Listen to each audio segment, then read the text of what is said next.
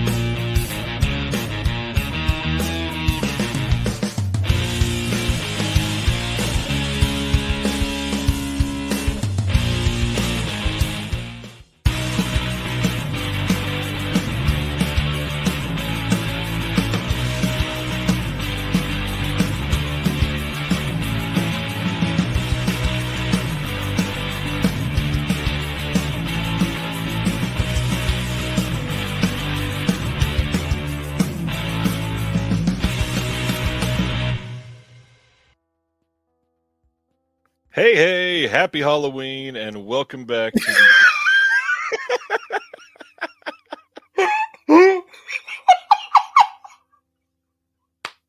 I love that I got a genuine reaction out of you.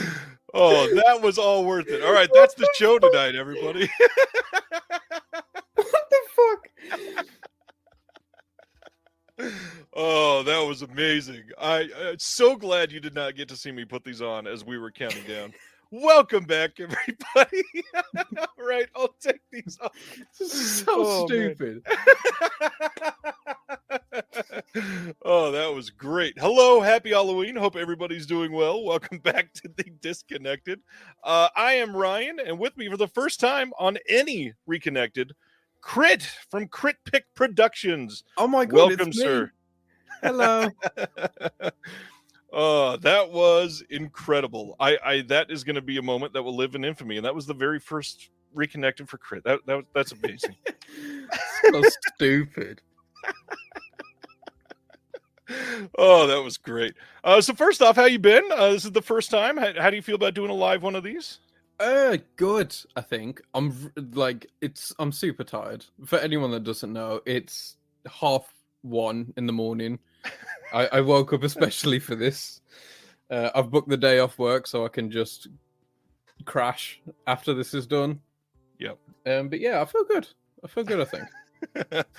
For those that have not seen it, I had Krit on here for a pre-record.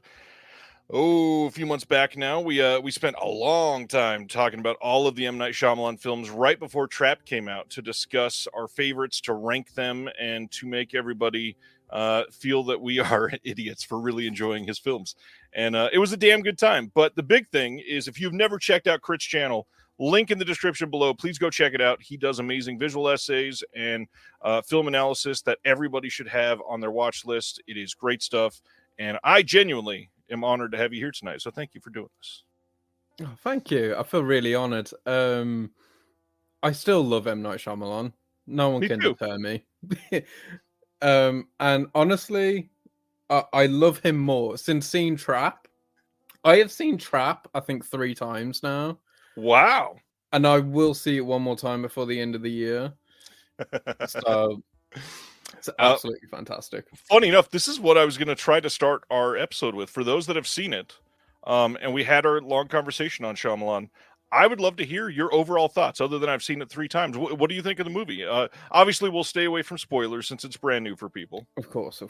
To be fair, actually, there's not that many No, it's in the trailer. You can really get to. Yeah, everything's really straightforward. There's not really a twist, I don't think, too much. No. Overall, I do genuinely think it's one of Shyamalan's best movies. I think it's easily his best movie that's also like accessible. You know, like Yeah. if you want to watch The Sixth Sense or Unbreakable or any of the big classics like Signs, they're great movies and I can watch them anytime. But for a lot of people, it's like they're like heavy movies. Yep. You know, like you need to prepare to see The Sixth Sense. You're like, okay, I'm going to watch that tonight. But Trap is something you can just put on. Yep. Like it is just so insanely watchable, and everyone is giving an insanely fun performance, especially Hartnett, who pulls just something so particularly special out of the bag for that movie. You know, like even after the movie is done, I kind of like him. You know, he's like, there's just something super, super entertaining about his whole thing. The music from Lady Raven, I have half of it saved in my actual playlist. Save Me is an absolute bop. It's a banger. I think it's some of M. Night's best cinematography, in the way that when people talk about cinematography, what they think about is just shot composition or colors, which is yeah, weird. me and Zach have had this conversation a million times that like cinematography is just a lot more than what people think it is, and it's how you tell the story through the camera. You know, how you evoke the emotion of a character or the mindset or the thought of a scene and this whole thing. And I think M. Night Shyamalan in Trap does that perfectly. I think because the character himself doesn't really get to say what he's doing at any point, quite obviously, because who's he going to tell? Right. So you just kind of need to know from visual language exactly what he's thinking at all times. And I think Shyamalan executes that so effortlessly that you don't even notice he's doing it. You know, it's something so foundational that we just don't consider it important. And I think he's brilliant at it. Good use of red. It's a very red movie, very gorgeous. There's a couple split diopter shots. They're my favorite shots. Every time a movie has a split diopter, he gets an extra point. Yeah, I think it's just a great movie. Very fun time. I agree. I saw this in LA with a group of 9, I think, or 9 or 10 people, and out of all 9 or 10 of us, I was literally the only one that exited the theater smiling and said, "Man, that was a lot of fun." Everybody else was like, "What a waste of fucking money," and I'm like, "What? That was so much fun." I don't understand what people want. Do you know what I mean? Like he made Knock at the Cabin, and it was too much for people. It was too convoluted. There was too much going. So we made Trap, which is just an accessible, easy movie, and people are like, "Nah, what do you want?" Yeah, I do want a special shout out. Hartnett, I think, is so much more sinister than he is getting credit for. The way that he can flip emotions and motivations seemingly on a dime in this film is so well conceived. And obviously most of that is performance, but a lot of it is just pretty decent writing on what he's going to do. And, you know, I mean, obviously we all go into this and you've seen the trailer, so you're expecting pretty much the entire movie to happen in this arena. And what happens in the arena is like beyond, you know, manipulative and scary and just overwhelmingly intimidating for this guy. And then the rest of it's just like bonus. And yeah, it gets a little silly, but that's Shyamalan. Like, suspend your disbelief and you'll be fine. Do you know, people always say, like, they always point out like the dialogue and stuff like that and say it's not natural and stuff like, but it's like no one has that same criticism for like Yorgos Lanthimos or Quentin Tarantino. No one ever goes, the dialogue's not natural, because they're okay with it being a choice. You know, but when it comes to Shyamalan, it's no longer a choice. It just must be bad. It's so odd. And also to Hartnett's credit as well, he is very sinister, and he plays a very good line with his daughter, where like you do actually believe that he loves his family in some like odd particular way. It's so bizarre how he toes that line between being an absolute maniac but having a sincere love for just this small group of people. And to Paul, who's asked thoughts on his cameo in it, it's one of my favorite M. Night cameos. He does pretty good at it too. Yeah, he does. Every time, I just love Shyamalan. So when he shows up, I get happy. He does well. I mean, I won't take anything away from him. He was a good time. Speaking of Paul, I'm going to go through some of these comments. A couple that I wanted to go over. First, downer one to talk about, but for those of you that knew David from over at Faces for Radio, knew that he had been facing cancer recently and suddenly passed this past Tuesday.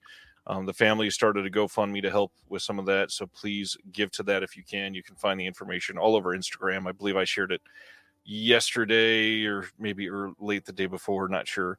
But the if you go look up Faces for Radio, you'll find it. It's all over there. Hopefully David's family can find some peace quickly. Josephine, new watches, Spider Baby from 67, Enchanting Shadow, Phantom Carriage, Old Dark House, Legend of the Seven Golden Vampires. I gotta be honest, two of these, some of my favorites ever. The Old Dark House is amazing, and Legend of the Seven Golden Vampires, if you have never seen Legend of the Seven Golden Vampires, you need to seek that out immediately. That movie is so much freaking fun. It's such an odd Shaw Brothers Hammer mashup that everybody needs to put it on their watch list if you haven't seen it. Let's see. Everybody's hanging out. Anything else to shout out? Zach, close friend of Crit, says wants to wish Crit good luck on his first Reconnected. Amazing. Hello, Zach. I didn't see you in there. Way up earlier tonight. All right. Our first segment. For those that don't know, on the show, we always talk about physical media and film. And by the way, after our announcements tonight, we are going to be covering, it's Halloween. We got to cover something horror. So tonight, we are covering our favorite horror movies by traditionally horror directors. We're going to do 10 of our favorites, and there's a lot of really obvious answers, but I hope I picked at least a couple that are off the wall for this. So we'll see. Get your list ready for that as we go through some of these. But our first actual discussion, physical media. What have you been picking up recently? So I did go and grab them because I'm a professional. And the last couple of things I bought.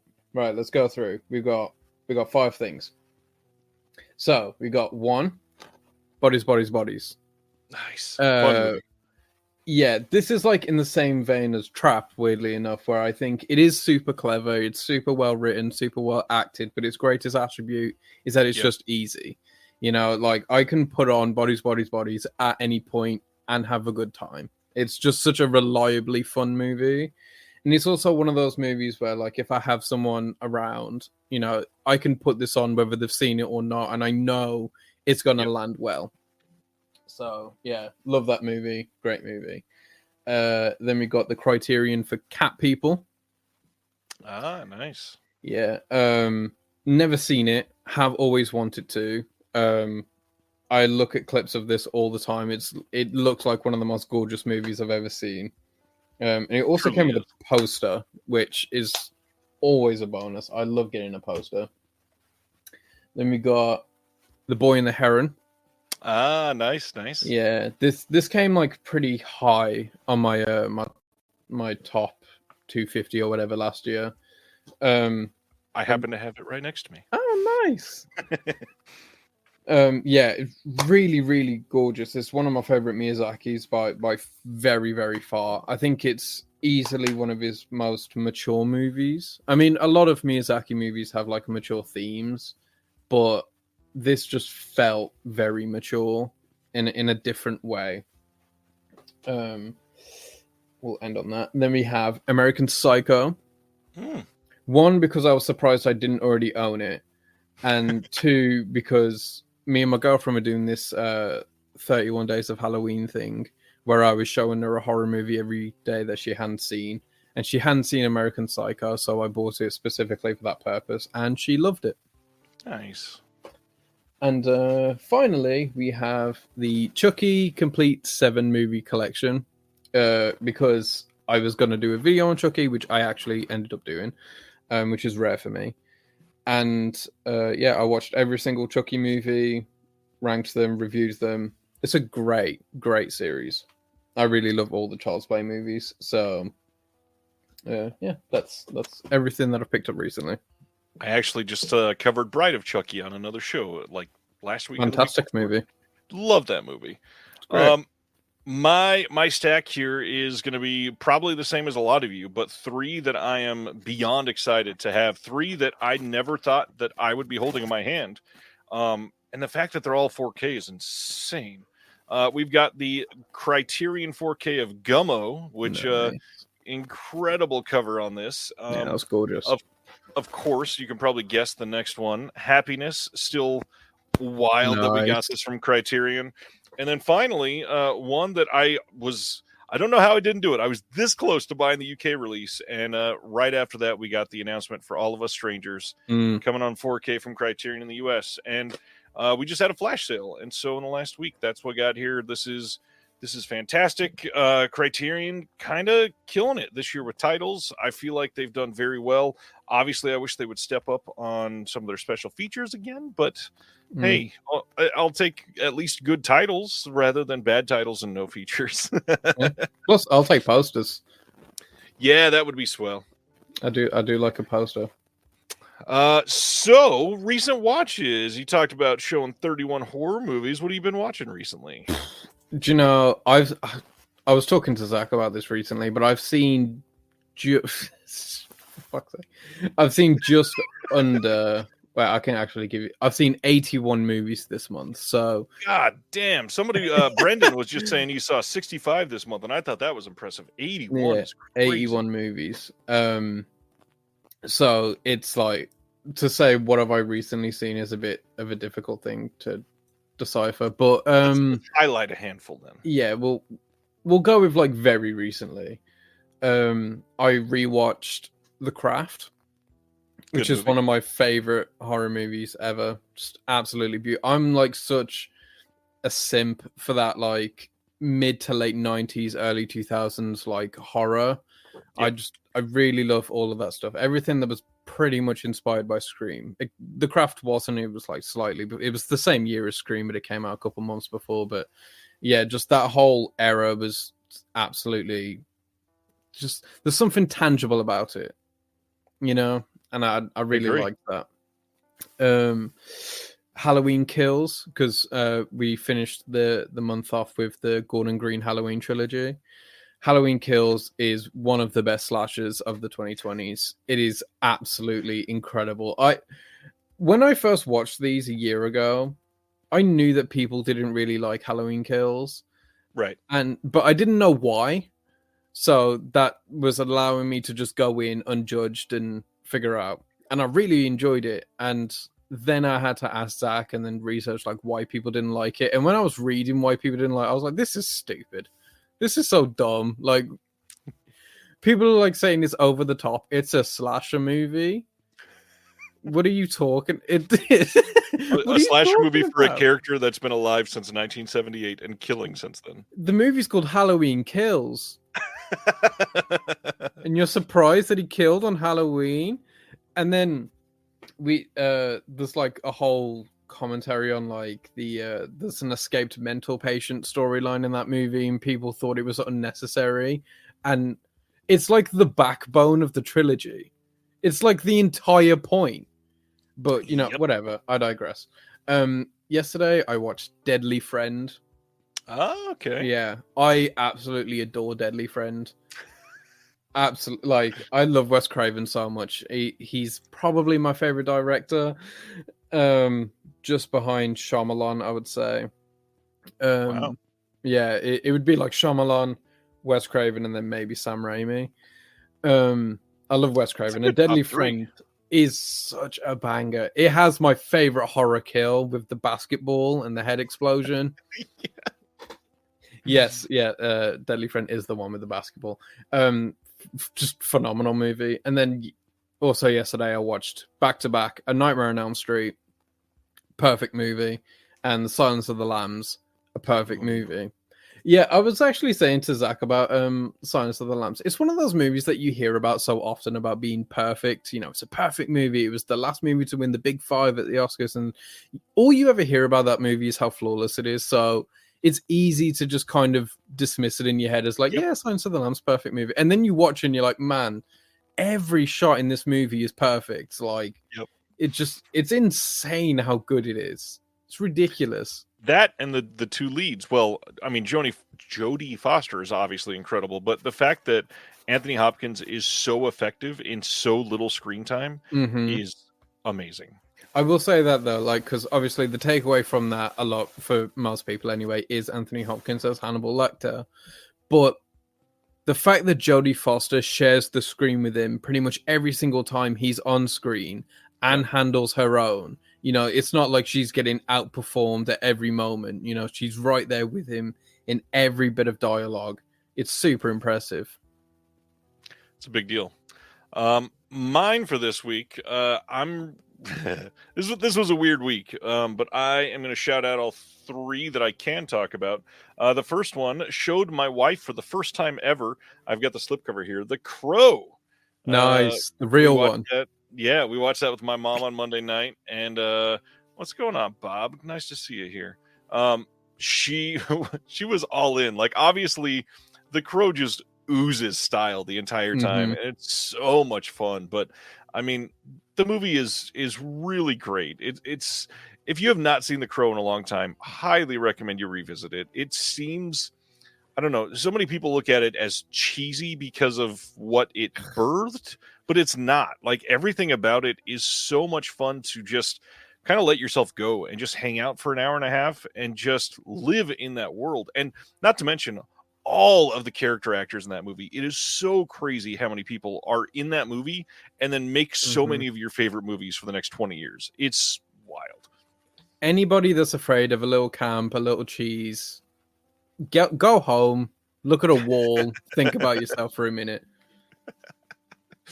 The other one for our Discord, if you are interested, I've got a Patreon you can find in the description below. We do a monthly watch along every month, and this time was a bit of an experiment. I did not reveal a movie until we were going into the movie, and I showed the one and only Claire Denis' Trouble Every Day with Vincent Gallo. And it did not land for most people. I will say that. I was like, that's a choice. Like, I would get it if this was like once a week, but once a month. Yeah, it was a choice. The hard part, I had never seen it. It was my first watch. So if I had known what we were getting ourselves into, I probably would not have chosen Trouble Every Day. But I'm glad to have seen it. Claire Denis is great at directing, obviously, and really, really great choices. I don't love Vincent Gallo. Obviously, I don't think many people do, but the story was interesting. I think it could have been a little bit better, but watching as a group for your first watch, probably not the best choice, I will say. No. Speaking of weird things to watch in a group, I also watched for the first time Short Bus. That movie is intense. If you have never seen it, you should watch it. There's so much great to find in Short Bus. It is pretty much everything except for maybe a couple bits of acting falls a little flat, but everything else is like great. Really like the stories, really like the fact that they chose to go there. If you've never seen Short Bus, it has this reputation for being really full of explicit sex and discussing things that are incredibly taboo. And I think that's the best thing about it, is it treats so many things just as if they're a normal part of life. And that's what movies should do for a lot of people, is show you the different things that are out there, that they exist, and allow you to have empathy for everybody. And the stories in Short Bus, at the end of the day, is about empathy. It's about you feeling, for someone else's experience, and it's great. Really, really enjoyed what I saw there. I haven't seen Short Bus, but I know that's the movie with Peter Stickles in it. He's in Evil Bong 3, and that's all I have to contribute to this conversation.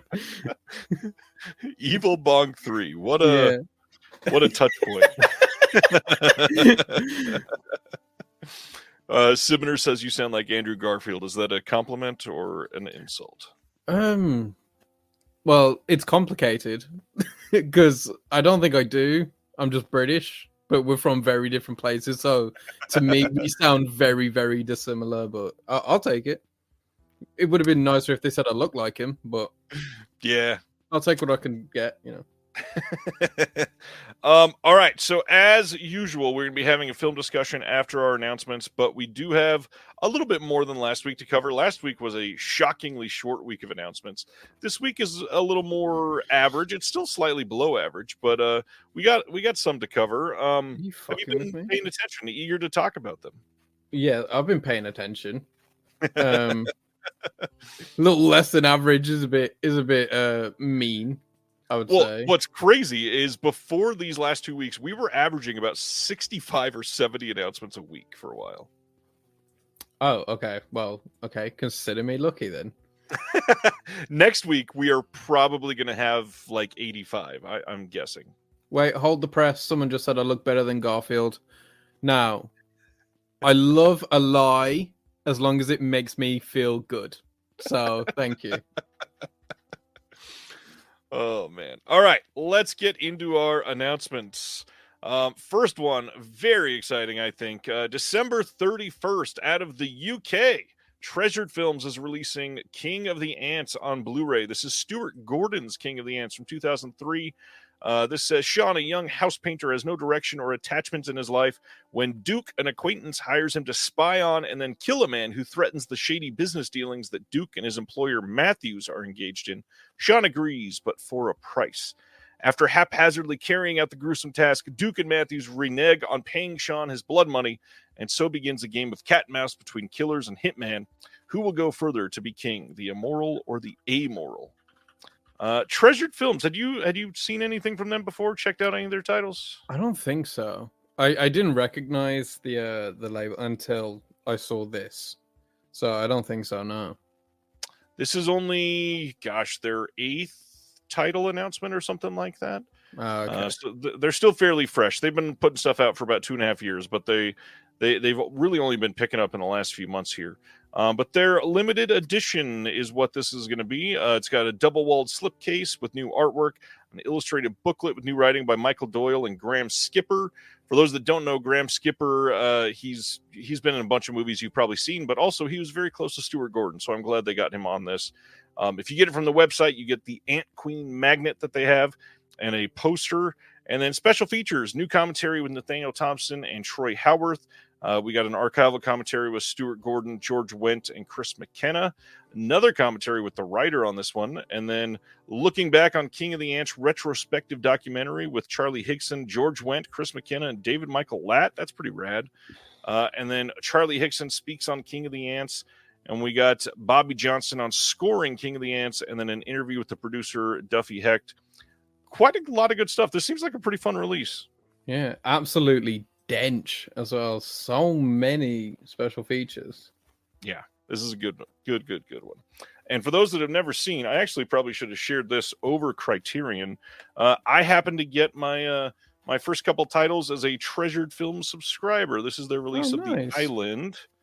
And then also came in You Might Be the Killer. How much does it cost to subscribe to those? Ooh, I think it was for all of the titles coming out in 2024, like £100. No, that's not bad at all. No, it was going to be like five or six titles, something like that. That's not bad. I will say, if they're watching, and it's by the way, happy birthday to Graham, who's the owner of Treasured Films today. If you're watching, sorry to complain on your birthday. This is how the posters show up when you order from the UK. Completely mangled, not great. Do you know that's just pure British hard work right there. Yeah, that's what all my work at work looks like as well. So. I recognize that immediately. The posters are nice, but to have them come and look like that, whoo boy. Let's see. Yeah, fix up. Ronnie wants me to show Sibner, who is late, my costume. Sibner, you got to go back and watch the beginning of the show because man, did I scare the hell out of Crit. It was a great moment. All right. We're going to go into announcement number 2. Next, we got some Arrow announcements. First, coming over in Crit's Edge of the World, we're getting a 4K and Blu-ray of The Usual Suspects on January 6th.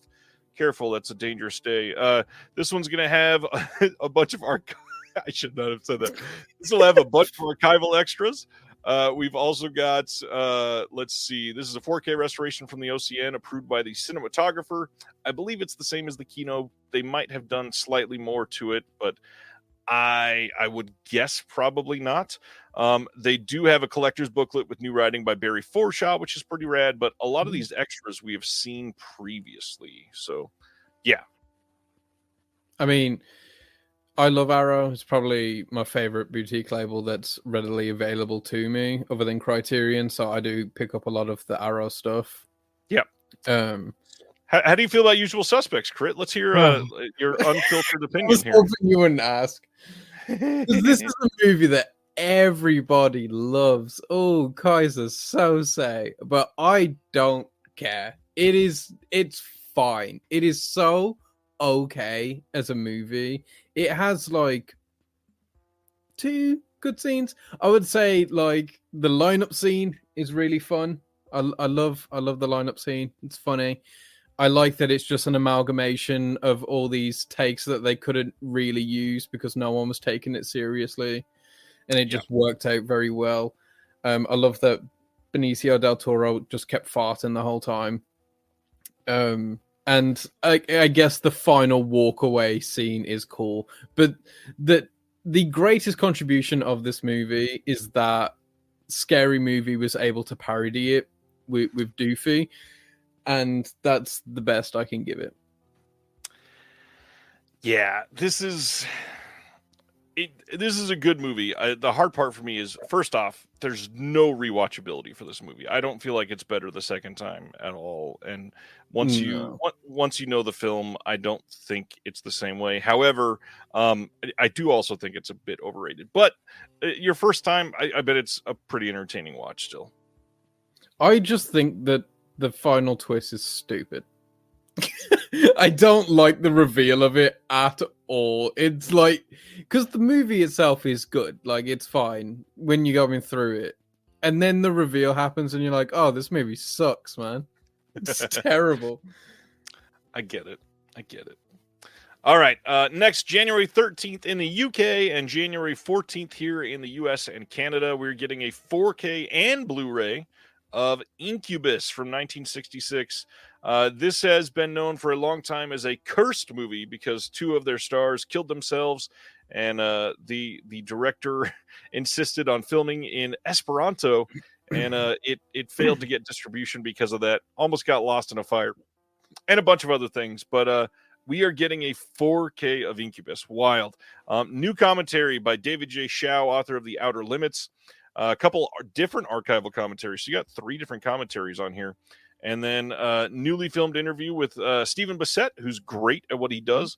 New interview with Esther Shore, author of Bridge of Words, speaking on Esperanto. And then an interview with the makers of Incubus. Nice looking release. New writing on the film and a booklet by Frank Collins and Jason Krupa. This looks fun. Yeah, I've never seen this movie. I had tried to sail the 7 seas to find a copy of it once, but I was unsuccessful. And I'm gonna buy this simply so I can actually see it. They're forcing me to buy stuff to see stuff. How dare they?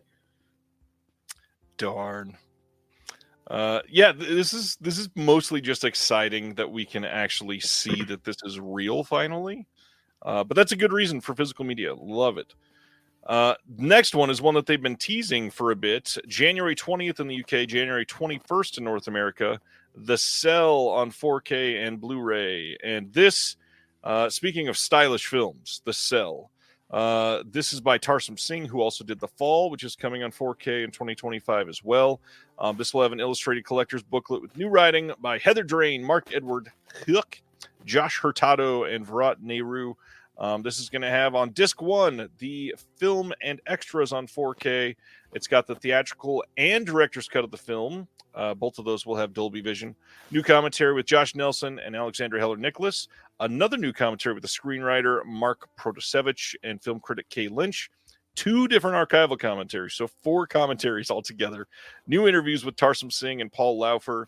And then on disc 2, this is Blu-ray only, we have the unseen version of the theatrical cut of the film that's presented in a different aspect ratio with different grading from a brand new 2K master created by the DP and a bunch of other extras. There is so much on here. You got multiple visual essays, lots of other interviews. That second disc is going to be crazy loaded. How does everybody feel about this one? Because this is one I'd seen. Me too. I'd seen this like 1999, and for some reason, all I remember is pretty colors. Admittedly, I did watch a couple of these recently after they were announced, so like I could be refreshed, and I rewatched The Cell the other day, and it's just so good. It's absolutely good. Like, do you know how good of a movie you have to be to have Jennifer Lopez as your lead, and it still works? It is crazy good. I mean, the music's done by like Howard Shore, who obviously most famously did Lord of the Rings, but he did a bunch for David Cronenberg. Like Videodrome. He did The Fly, Scanners. He also did Silence of the Lambs. And he does the music for this, and the music is gorgeous. There's a lot of dream logic in this movie that I love. Amazing visuals. The cast is great as well. Like, aside from Jennifer Lopez, who I mean, I'll stop being mean because she does actually do all right. But like Vince Vaughn is in this movie when Vince Vaughn was still trying. Vincent D'Onofrio when he was a great little character actor back then. And he's absolutely fantastic in this movie. Obviously, the makeup, the design, the colors, it's all just very, very gorgeous. And the sleep suit thing that they're in is like the armor from Bram Stoker's Dracula. It is so cool. So, yeah, great movie. Yeah, this feels like a must for me. I feel like this is one that it's probably going to sell out fairly quickly. I don't know how many they're planning on printing of this, but I don't see that they view this as a super popular film, even though it is a very mainstream title. I would say this probably does not last in the limited edition to a sale. So, yeah. Next one up is The Gift. This is January 27th in the UK only on 4K and Blu-ray. And if you did not see Mr. James Flowers' tweet from Arrow Video, basically said that this and the Shout disc are pretty much identical. Like, there's not going to be anything different. They worked on doing it together, and yeah, this is looking great. What's up, Flex? That's a name I've not seen forever. Still talk to Flip? Yes, I just talked to Flip fairly recently, actually. Zach, you cannot join in with Sibner and attacking me. This is crazy. And I was not born in 1995. What is going on? Oh my gosh. Had so much hate in the comments. The Gift. How do you feel about The Gift? Have you seen The Gift recently? Oh, well, I'm sure you love The Gift with who you were just talking about. Yeah, I love Sam Raimi. And The Gift is actually like pretty low on my Sam Raimi ranking. But Sam Raimi is one of those filmmakers where like even his bottom movies are still fantastic movies. Yeah. And yeah, The Gift is no exception to that. It's a great movie. I think it's one of his more simpler movies, one of his more laid-back movies, but I still think it has everything that makes Sam Raimi great as a filmmaker. He just doesn't overdo his style. It's a lot more palatable to like an average audience, I think, than something like Evil Dead 2, where it's like, if you're not on the ride, then you're just not on the ride. Yeah, it's a great movie. I don't have as much to say about it as The Cell, weirdly, but I do like it a lot. This movie too, and neither one of us said much about it, but the overall casting in this film is something that gets overlooked. This cast is legendary. Like, pretty much everybody in this is top tier star. Also, major shout out, Cate Blanchett doesn't get enough love. And what's crazy, she gets a lot of love, just not enough. Cate Blanchett is always amazing. Yeah, agreed. Just absolutely fantastic. I'm missing Katie Holmes. Katie Holmes is in this movie. I mean, yeah, she's in this movie. And she's very good in this movie. Also, the guy's name I can never pronounce is Giovanni Ribisi or whatever. Exactly like that. Yeah. Okay, cool. Yeah, who recently did the DP work for Strange Darling. Absolutely phenomenal in this movie. Again, I think genuinely he's one of my favorite character actors. Every time he shows up in something, I get extremely excited because I know there's always going to be at least one very reliable performance in whatever movie he's in. Also, I spoke about this on They Live by Film recently, but I any opportunity to talk about this, I will. He's also the lead in Sneaky Pete, which is a cancelled Amazon show. Everyone watch Sneaky Pete. It's so good. Yes, I've heard it's very good. Next from Arrow is the one and only Inglourious Bastards. This is one of a handful of controversies that has been brewing in the physical media world this week. This is coming January 13th in the UK and the 14th in North America on 4K and Blu-ray. And the big controversy from this one is the studio 4K was not that great. A lot of people had some major complaints on this. And the hard part is this is the exact same 4K. You're not getting a brand new Arrow scan restoration or anything like that. Of course you're not. It's a Tarantino film. There's no way that they were getting access to this in a way that would get them the Arrow treatment that we all want to see them do for a film like this. So, by the way, if you were thinking of getting this because of the rumors of a new restoration, that is incorrect. That has been confirmed to not be accurate. But I will say, this release still looks pretty great, especially if you don't have that other 4K yet. It's got crazy limited edition packaging. It's got a nice box, got a nice poster. The art is pretty great on this. Some double-sided fold-out posters, 3 postcard-sized art cards, a strudel recipe card. And then on the extras, there are new interviews with some people, new visual essays, including one by Walt Shaw, who does a lot of the Deaf Crocodile stuff. And I got to say, I have seen a couple of the interviews that are on this disc already. They are really great special features. Even some of the smaller actors that are in this, I really think you will appreciate this if you check this out. I don't think this movie looked awful on 4K. I'm also not quite as nitpicky as others on that. How do you feel about that? Are you super nitpicky on the picture? Or are you kind of forgiving? I'm pretty forgiving. I mean, I watched like a lot of those 35mm scans and stuff like that, which are all like torn to shreds and whatever. I can forgive some egregious shit, and as long as like it's not super noticeable, I'll let it. Like, because I remember there was a lot of fuss over the Aliens 4K transfer, and I watched the Aliens 4K transfer, and I didn't notice anything. I've been watched saying since day one, the Aliens 4K is pretty great. Yeah, I watched it and I was like, man, that's a beautiful movie. And then I looked online and everyone was raging. And I was like, what happened? Did I get like a different copy or something? I don't know. Sibner's asking in the chat, is it a worthy upgrade? I mean, I'm not going to say that, if you already have the 4K, do you need to buy this? Probably not. But if you're a special features geek or you love Tarantino, this is probably going to be the best release of this film we ever get, to be honest. And I genuinely, the extras on this are great. And I got to say that I can't say anything else, but there was something else that was supposed to be on this disc that might show up elsewhere someday. I'm still very sad that did not make this disc, because I've seen that and it was an incredible piece that would have made this a must own. But anyways, if you Sibner saying if you only have the Blu-ray, I would say it's a decent upgrade. To me, like, the worst thing I could say about this is a couple of the highlights were maybe a little blown out. But I think depending on who you have doing an HDR grade, that happens more than people think.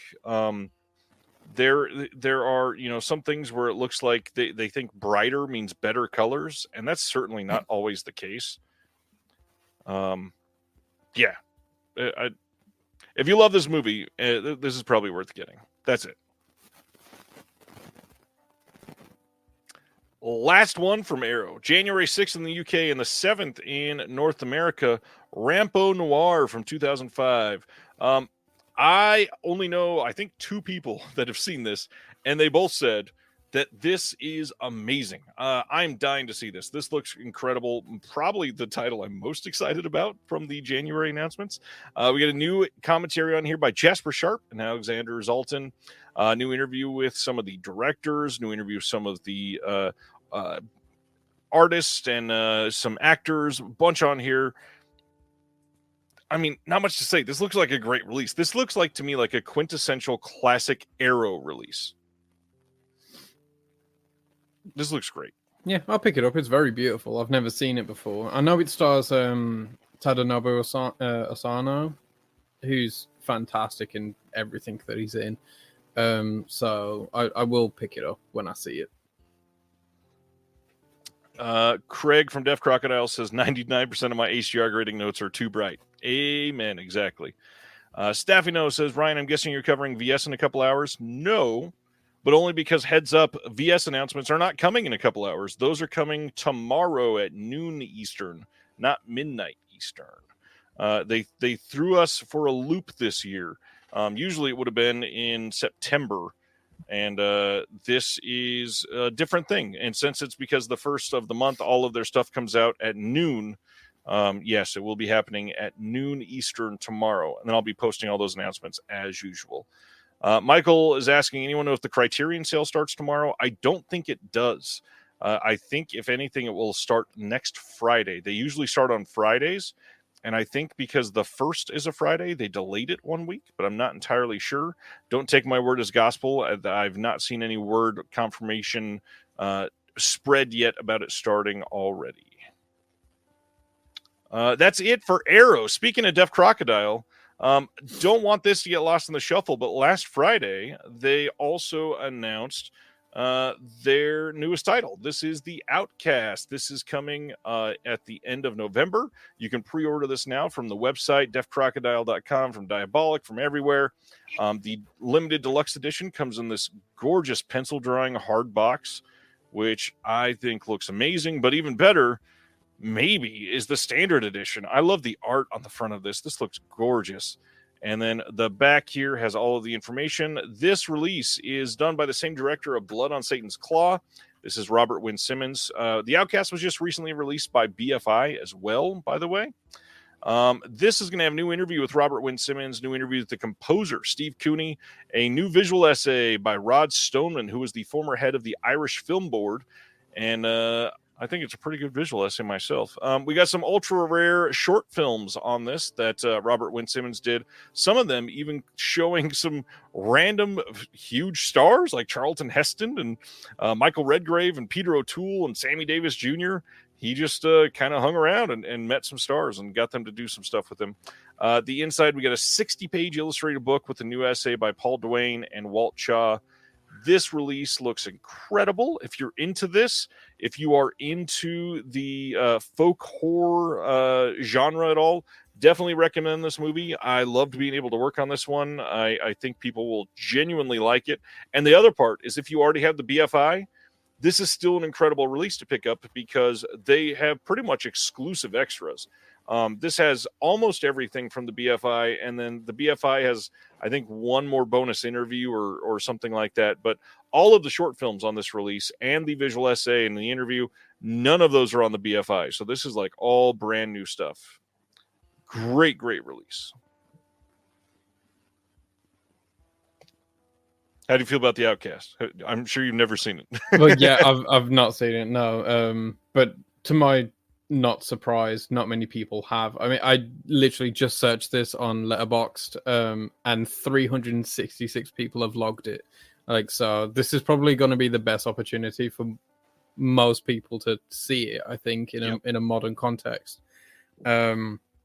I'm super excited to see it, though. I will be buying this. One, obviously, that the artwork is gorgeous, absolutely gorgeous, and I love folk horror, and any opportunity to see more folk horror is great, especially when it's Irish. So, because they're already scary, just going to Ireland is already like being in a folk horror movie. So. And the movie itself, very beautiful. By the way, this is probably a good time to shout out the Def Crocodile podcast announcing this dropped last Friday as well. And I got to be honest, deathly proud of this episode. Everybody should go check it out if you haven't. It is all about film restoration. We get into the nerdy corners of film restoration, including like what software do you use to restore film, and what do you do while restoring film, and what's the entire process, that sort of thing. So I think you would love it if you were to go check it out. But probably the biggest news of last Friday is that everybody that tried to go on Diabolic or Orbit could not access the sites because Trick or Treat from Red Shirt Pictures and Synapse was finally revealed. And not only was it revealed, it was immediately available. And for many people, it's already shipped if you were purchasing it. So this thing is from 1986. It is a heavy metal horror movie, kind of. This is going to be a 4K Blu-ray CD 3-disc package, limited for the deluxe edition to 6,666 copies, 2,222 of each cover. This is cover A, this is cover B, and this is cover C. I'm going to do this once, and then I'll go back to cover C for a moment, but not wanting to shame anybody who bought it, but just a heads up, kind of weird that Synapse and Redshirt chose to do this. The artist for Slipcase A is a known plagiarizer. He is somebody that has just straight stolen art from elsewhere and put it onto covers and music. I think he did CD covers like 12 years ago. Got busted just straight lifting stuff. So my favorite of the three, I think C is the most faithful to the feeling of the movie. And I like this one quite a bit. Dude says there's already an unboxing video of it on YouTube. And Brent says there's 29 left to cover C on Synapse site, 96 left of A. Special features on this are pretty good here. We've got a commentary with Charles Martin Smith, moderated by Mark Savage, audio interviews with Michael S. Murphy and Rhett Topham, audio conversation with Paul Karup and Allison Lang, and then a making of that's an all-new retrospective featuring a whole bunch of people from the film, and a special appearance by the one and only Gene Simmons. Plus, there's a tribute to Tony Fields in this with new interviews with the late actor's family and friends, Horror's Hallowed Grounds with Sean Clark, a music video, whole bunch of other stuff. This truly came and was a massive hit last Friday. This is such like a bizarre movie. I like it in like a very special way, in that like this can't exist today. Like it cannot be made ever again, because it just simply doesn't work anymore. You know, every aspect of this film is a pure time capsule. You know, the music, the style, the vinyl record, like it's all very of its time, but it has some great like visual effects. It's like a little bit Heathers, a little bit Shocker, it's a little bit Christine, it's a lot of bit Elm Street. It's just like an amalgamation of like all these great titles just kind of thrown together. Obviously Gene Simmons is in it, that's fun. Ozzy Osbourne shows up as like this evangelist like preacher who hates rock music, which is really, really funny. It does have a bit to say as well about like idolizing celebrities and not viewing them as gods. It doesn't go anywhere deep enough for it to really matter too much, but like, you know, it is at least trying something, which is more than what you would expect. And I just think it's a really fun movie. I mostly agree. I think it's also a bit cheesy, but I mean that's the 80s. You kind of want that. Yeah. So I mean, it's a movie about a rock and roll like guy coming to life through like a Ouija board of a vinyl record. Like if it's not cheesy, it's not doing itself justice. The other thing I will say, the fact that this was $74 after shipping is a little bit predatory, if you're asking me. Not that this is not like a title that people have wanted for years, and it's 3 discs, and I get that, but what they are doing, because this is the first HD release, I don't see anything in this package that makes this worth $73 shipped. I could have seen 45 plus shipping and felt a lot better about it. But obviously they're going to make a lot of money off of this, considering it sold out on Diabolic in Orbit, and Synapse has sold incredibly well over this last week as well. That's a lot of money. Like I get that prices are ticking up everywhere, but I don't know. I mean, honestly, that does feel like it's coming from the place where, like, because it's not that available, they get to choose, the mark in which they do it. And I think you are right. I feel like predatory is kind of the word. It's like taking advantage of being the only person that has access to the water. You don't need to. Right. It's just like you could sell it for cheaper. You just could. And then Synapse being Synapse, on day one when this was selling out everywhere, they said, by the way, we don't have any plans to do a standard release. And then within a couple days, they said, okay, we're going to bump up the standard release, which that just means you had one planned the entire time. What are we doing? Like, moving it up, that means it was already, that was prepped. What? You can't just lie blatantly like that. It's ridiculous. Sounds like you can. Touche. Yes. Well done, Redshirt and Synapse, for getting this done. I also do want to throw out, I find it kind of weird that it's a Redshirt Pictures logo on the side. I get that Michael Felsher probably did a lot of the acquisition for this and obviously produced pretty much the entire thing, but you're doing it through Synapse. It's weird that their name is not on it at all. Anyways, that's just me. Next up, Kino announced that Law and Order from 1932 is coming on Blu-ray sometime. And I could not copy and paste properly the word remastered there, but remastered in HD from a 4K scan of the OCN. That's great. This is a John Huston adaptation starring Walter Houston and Harry Carey. I have never seen this. This is quite old. Yeah, I've not. I mean, I've seen a couple Harry Carey like movies, like Red River, but yeah, I've never seen this before. Yep, been a long time coming, I'm sure, since I believe this will be the first HD release. Next up, December 3rd, Walmart is getting exclusive 4K Steelbook from Warner of Godzilla and Kong: The New Empire.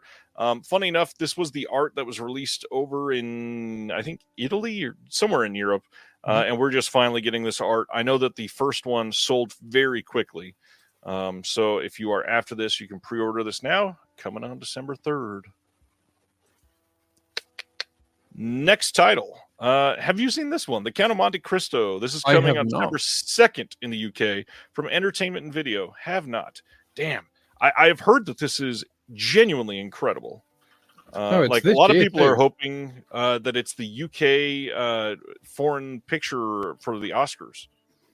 Oh, okay. I'm just looking at it now. I didn't know that was this year. I will have to see it then.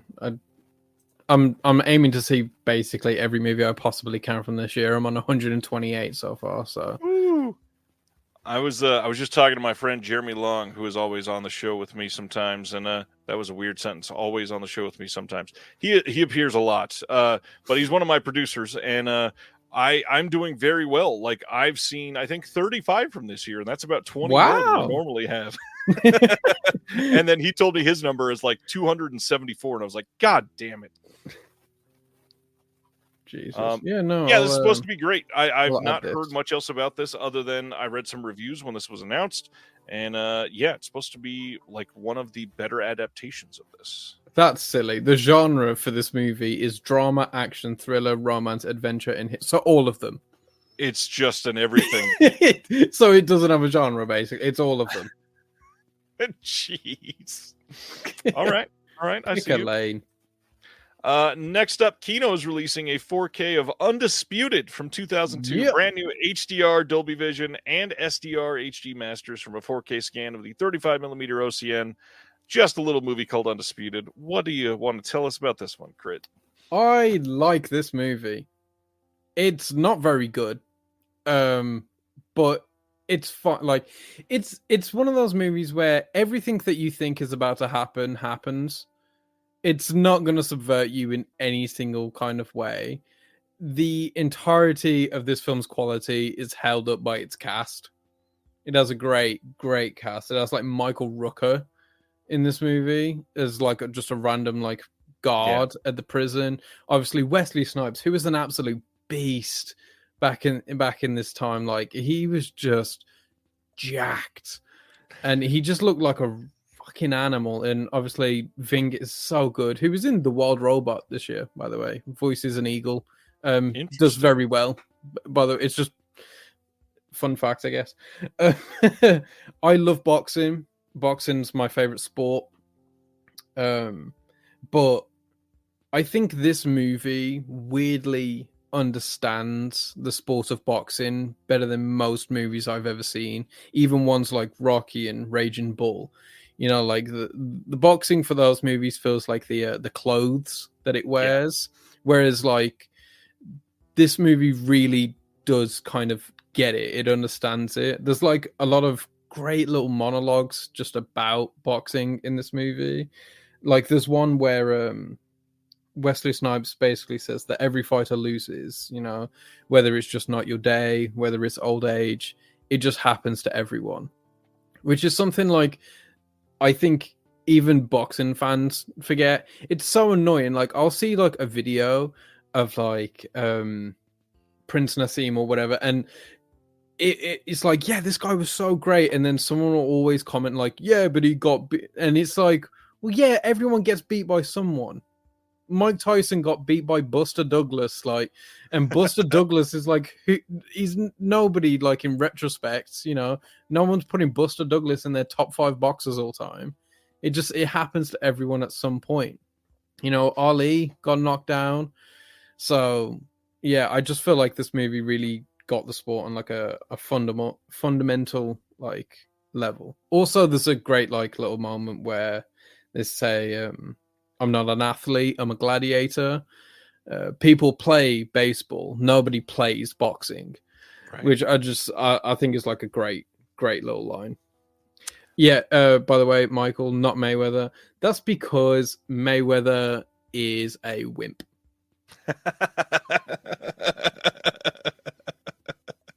I'd never say that to his face, but it's fine. He wouldn't throw a punch anyway. He's too busy dodging. I just want to point out that you said Wesley Snipes was jacked back in this time, and I immediately want to say I think you mean New Jacked City, but no joke. Let's go to the next one. Indicator, another UK. We're having a very UK week on this one. Having their October sale, which they've done quite often over the last few years. This has nearly 350 items on sale. This will last until noon UK time on Monday, the 4th of November, which is this coming Monday. So if you want those, go check it out. They've got all kinds of stuff, including the Michael J. Murphy set, down to 50 pounds. They've got limited edition titles for as low as £7, and they've got the 3 for 15-pound deal as usual. You got a lot from Indicator? No, not really. I don't think anything at all, actually. Whoa. I know. How shocking. But my collection isn't like that massive, but yeah. I don't think so. Indicator's good stuff. I get a lot of people that tell me that they wait until this sale and then they order for free shipping. So there's some big boxes heading to the US from the UK, guaranteed. Oh, actually, I mean, I don't have it, but I did once pick up. What was it? Because I've just like gone onto their Instagram and I can see like the style of their covers. And I did pick one of these releases up, but I lost it in a move. Oh, that sucks. Yeah. Yeah, I don't know which one it is. I'm looking through, but I can't find it. They've done some great stuff throughout the years. They've mostly been focusing on genre lawn over the last year, but also a lot more classics than they have. A lot of what they've done, they've done even a couple John Carpenter titles. They did hardcore. They've done so much stuff over the years that are just great. Indicator's probably, in my opinion, I've said this many times on the show, the most consistent of the boutique labels that have been around for a long time. Ooh, I think it was 2 Orphan Vampires. Oh, yeah. Yeah, I think that's what it was. Yeah, they did that first Irreversible. That's right, Sib. Yeah, and their hammer sets have always been great. Paul's right. Yeah, I'll check them out. Whoops, clicked the wrong thing, of course. Hey, Yay! another semi UK thing. I was gonna say, don't call it British. I'll be on you. Well, the company's UK, at least Curzon over in the UK, releasing Kneecap from this year, and this whole release is weird. First off, this is coming on November 25th, but you can pre-order this release, which looks like this, or this one that has all the quotes, or if you're feeling froggy, Ooh. there's this special HMV exclusive one that if you're over in the UK, you can order. That will be the one get anywhere else. I do like all of these. These look, I mean, first off, this movie looks and sounds amazing. Yeah. Yeah, I don't know if you saw it, but I have a big poster on this wall of this movie. Nice. It's one of the posters I picked up recently from the cinema. Yeah, it's one of my favorite of the year so far. I don't know where it sits, but I'll have a quick look. But it's quite high. It's 14. It's at 14. I really enjoyed this movie. It's absolutely fantastic. I feel like if you want something that's not going to feel like anything you've seen before or likely will again, this is the one. For those that have never heard of this one, this says, of the 80,000 native Irish speakers, 6,000 live in the north of Ireland, and 3 of them became a rap group called Kneecap. This is the real-life story of how this anarchic Belfast trio became the unlikely figureheads of a civil rights movement to save and reinvigorate their mother tongue. I had meant to go listen to some of the music before tonight, and I totally It's fantastic. I wish I had. It will be on my list. Next up is Oscilloscope. In December, they are releasing Sometimes I Think About Dying. This is, it says 2023, but I think most places are finally able to see that as of this year. This is the new Daisy Ridley film, which is getting pretty great reviews from everybody I know that has seen it. Can't wait to get this in from Oscilloscope as part of my sub. They do great stuff. By the way, just want to add, love this movie. Nice. Absolutely love it. I think it's near perfect. It's like I think you'll like it specifically, to be honest. I think anyone that's worked in a kind of office setting can heavily relate to this. Like Fran, who's played by Daisy Ridley, who's absolutely just gives a beautiful performance in this movie. She is so completely relatable in almost every idiosyncrasy. It's a movie that's very depressive, very melancholic, and yet oddly hilarious. Like, I think it's the perfect example of telling the smallest possible story, the most insignificant journey, whilst maximizing its effectiveness. Like the empathy on show is breathtaking, and it's just kind of the story of a person that wants to be relatable, a person that wants, human connection, but doesn't know how to have it. And it's just great. Also, you can't Google this movie. Every time I've ever Googled this movie, it sends me to a helpline. It's it's really bad. Oh, also, there's a small character in the movie played by Brittany O'Grady, who's in It's What's Inside this year. Nice. Which okay, I'll spoil it, I guess. Want to say thanks live for Crit. Crit is going to be in the next issue of the Physical Media Advocate, writing about It's What's Inside. I didn't want to spoil it just in case, but I just thought I'd throw a little hint out there. But yeah I'm stoked to have you in there. Thank you. I haven't read the piece back since I sent it you because I'm scared I'm going to read it and hate it. No, it looks great. It looks really good in the issue as well. I think you're gonna be happy with where it ended up. Okay, great. Well, thanks, Michael. Michael says he has every issue. Well, check out this Crit one as well, and let him know what you think. Unless you hate it, then don't. Air 44 announced 3 titles. I'm going to zoom past these because we're going to talk about them more in just a little bit. Once Upon a Time in the West 4K is getting a standard release on January 14th. We've already talked about this before. Just want you to know, because this sold out quickly, that you do have another chance to purchase this. Venom, The Last Dance, the brand new Venom film, has a 4K steelbook. It will be on standard 4K, Blu-ray, DVD, and probably, I don't know, VCD somewhere. This is all coming soon. You can pre-order these now. But the steelbook, pre-ordering for $65 USD right now, which is insanity. That's more money than what this made at the box office, I think. No, really trying to... No, I don't know how well this movie did at all. I'm just glad they exist, honestly. I think it's absolutely phenomenal that Tom Hardy gets to do this. I've not seen any of them. I've seen the first one. The first one's fun. Like, it's not, I wouldn't say it's good, but it's fun, you know?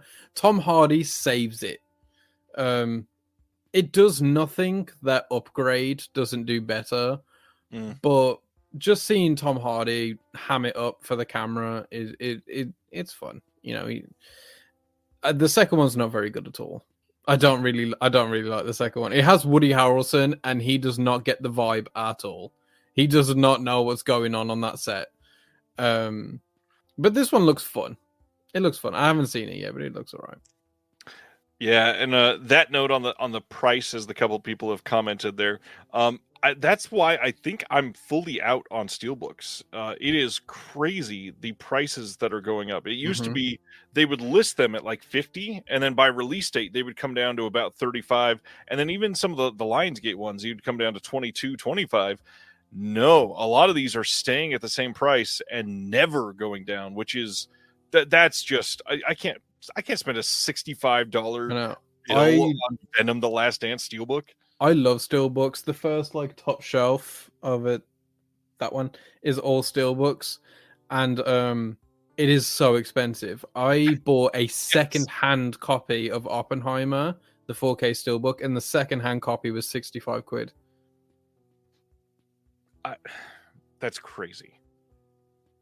It's like literally and that's the crazy part. Ronnie is asking, do they actually sell at that price? Yeah, they do. They're selling out, which is insanity. I think they're printing less, so it's selling out quicker. But the people that have money, it's absolutely crazy. I same as you. I love steelbooks. From right here, I could probably reach out and touch 40 steelbooks right now, and I haven't even checked. That may be a little high. Don't test me. But that's how much I love them. I have them all over this room. It's crazy with the price they're charging all of a sudden. Anyways, Piece by Piece, the newest Lego movie. This one featuring Pharrell Williams, already coming to Blu-ray and DVD on December 17th. Kind of surprised this isn't getting a 4K initially because it's a Pharrell film, but it's Universal, so maybe they'll release it in 7 months like the last few they've done. Did you see this one already? I did. Bad? Right. So I should preface why I've seen this so quickly. I am a huge music fan. Music was my first ever love. It's what I did for a job in my late teens and starting my early 20s. And especially in the whole hip hop world, the grime world, stuff like that. I did a lot of work with like some fairly big people in that world. And I love Pharrell Williams. I love the Neptunes, which is the producing duo that he was a part of, if nobody knows. And this movie, is not very fun. Also, super weird. They have like a whole segment about like the Black Lives Matter movement, which is excellent, except for the fact that it's Lego, so it feels so fucking weird. They have a Lego Martin Luther King in this movie. What the? Yeah, and I was watching it and I was like, this should be illegal. This is stupid. But this movie is pure Chad Hugo erasure, and I will not stand for it. Chad Hugo, if nobody knows, because I'm going to nerd out now, is the second half of the Neptunes, and Pharrell Williams would be working at a McDonald's right now if Chad Hugo was not working with this man in the late 90s and early 2000s. And this movie kind of just treats Chad as if like he was just hanging around Pharrell Williams at the time. Like he was just happened to be there every time Pharrell made an incredible musical piece. You know, like they have, it's more like a documentary than a biopic as well. It's kind of just Pharrell talking about his life, and they'll have interviews with artists and stuff, and they'll say, "Oh yeah, blah blah blah. Pharrell called me and said, "Oh, I've just made a beat," and then I showed up, and then me and Pharrell, and you're like, "What?" So Chad just wasn't there, like he was just gone. It's as if like there was a Beatles movie, and Right. Paul McCartney was just talking about making all of the Beatles music and never referred to John Lennon, or it's like we know what happened. You can't just pretend this whole other human didn't have this huge influence as well. But you can tell in the interviews like who actually cared and who didn't by whether they say they did a song with Pharrell or if they did a song with the Neptunes, because that's a very important distinction. So yeah, I just think it's a weird movie that rewrites a lot of history. Wow. Yeah. I've loved the Lego movie so far, and I really wanted to see this. That is disheartening. I'll Oh still my see it days. someday. Sorry, Michael's just asked what Lady Sovereign's up to. I haven't heard the name Lady Sovereign in a while. I wouldn't say she's like still in the game. She's about, but she doesn't really do much anymore. Ragnar's asking, did you all order your Captain Kronos today from Hammer? Reminder that did go up for pre-order today, and me as well as many other people were speculating because of everything they were putting in there. That thing was going to be at least $125, and then it popped up and it's like $66, $67 US plus shipping. It's a really great price. It's not a movie that I need all that for, so I didn't order it, but I got to be honest, if Hammer can continue to knock out packages like that for only $67, they're going to do very well. That's a big deal. So that was Piece by Piece. And next is a little scrappy indie film named Seven. Once again, pointing out for Sibner from 1995. Do you hate this one, Ryan? No, I love Seven. This is an incredible movie. I think this is really cool that they're putting this out. I personally really like this art on the steelbook. If you've seen the movie, you know what the scene is from. Obviously, this is not that giant What's in the Box edition that went up for pre-order like 7 months ago and then got canceled. But I'm so excited for that, by the way. When you posted it, I was really excited, and then when I saw it was cancelled, I was so upset. Yeah, Seven. How do you feel about Seven? It's a good movie. It is, but I don't love it the way most people love it. You know, I think I might just have a thing against Kevin Spacey. Wonder why? No, thankfully he's barely in it. But I don't know. Like, I think it's very charming, which is a weird thing to say about Seven, but it is. Like Brad Pitt and Morgan Freeman's relationship is very charming. It's very rewatchable. I think it has some really great sequences, super like vivid visuals as well, like things that really stick. And if I'm not mistaken, this is the first David Fincher other than Alien 3, so this is like his first original film, I believe, but I could be wrong. So yeah, for like what's technically like a creative debut, I think it's absolutely fantastic, and he's landed incredibly well. But it's just not something I'll go to that often. Obviously both of the leads are great in this, but Morgan Freeman is so special in this movie. He is just he's playing mentor Morgan Freeman in a way that is incredible. Love this. Charming should be on the cover, by the way.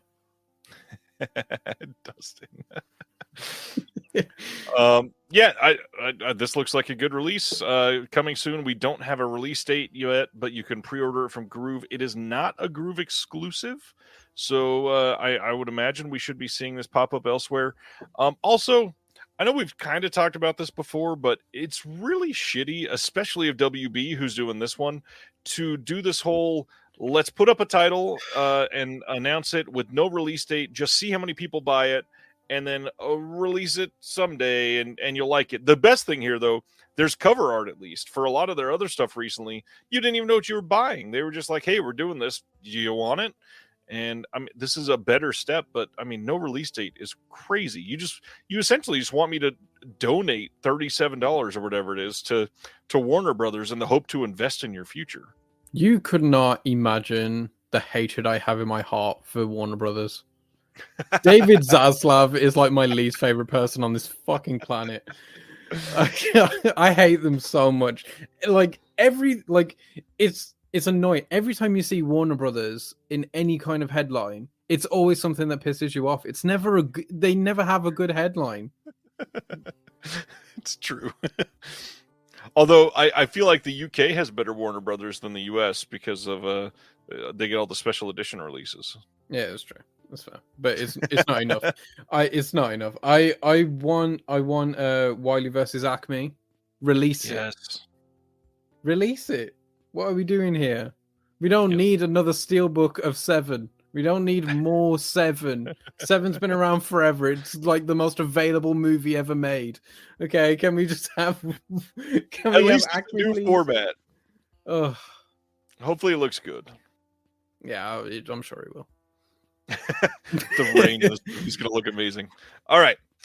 Next is Melanie Griffith and Cherry 2000 coming on December 31st on Blu-ray from Kino. This is a brand new HD master from a 16-bit 4K scan of the OCN, supervised and approved by the director. We got a new commentary by Heather Buckley, Michelle Kisner, friend of the show, been on here before, and Holly Honeycutt. We've got an archival commentary with Steve, with the director, and with Walt Shaw, and then some short films from the director as well.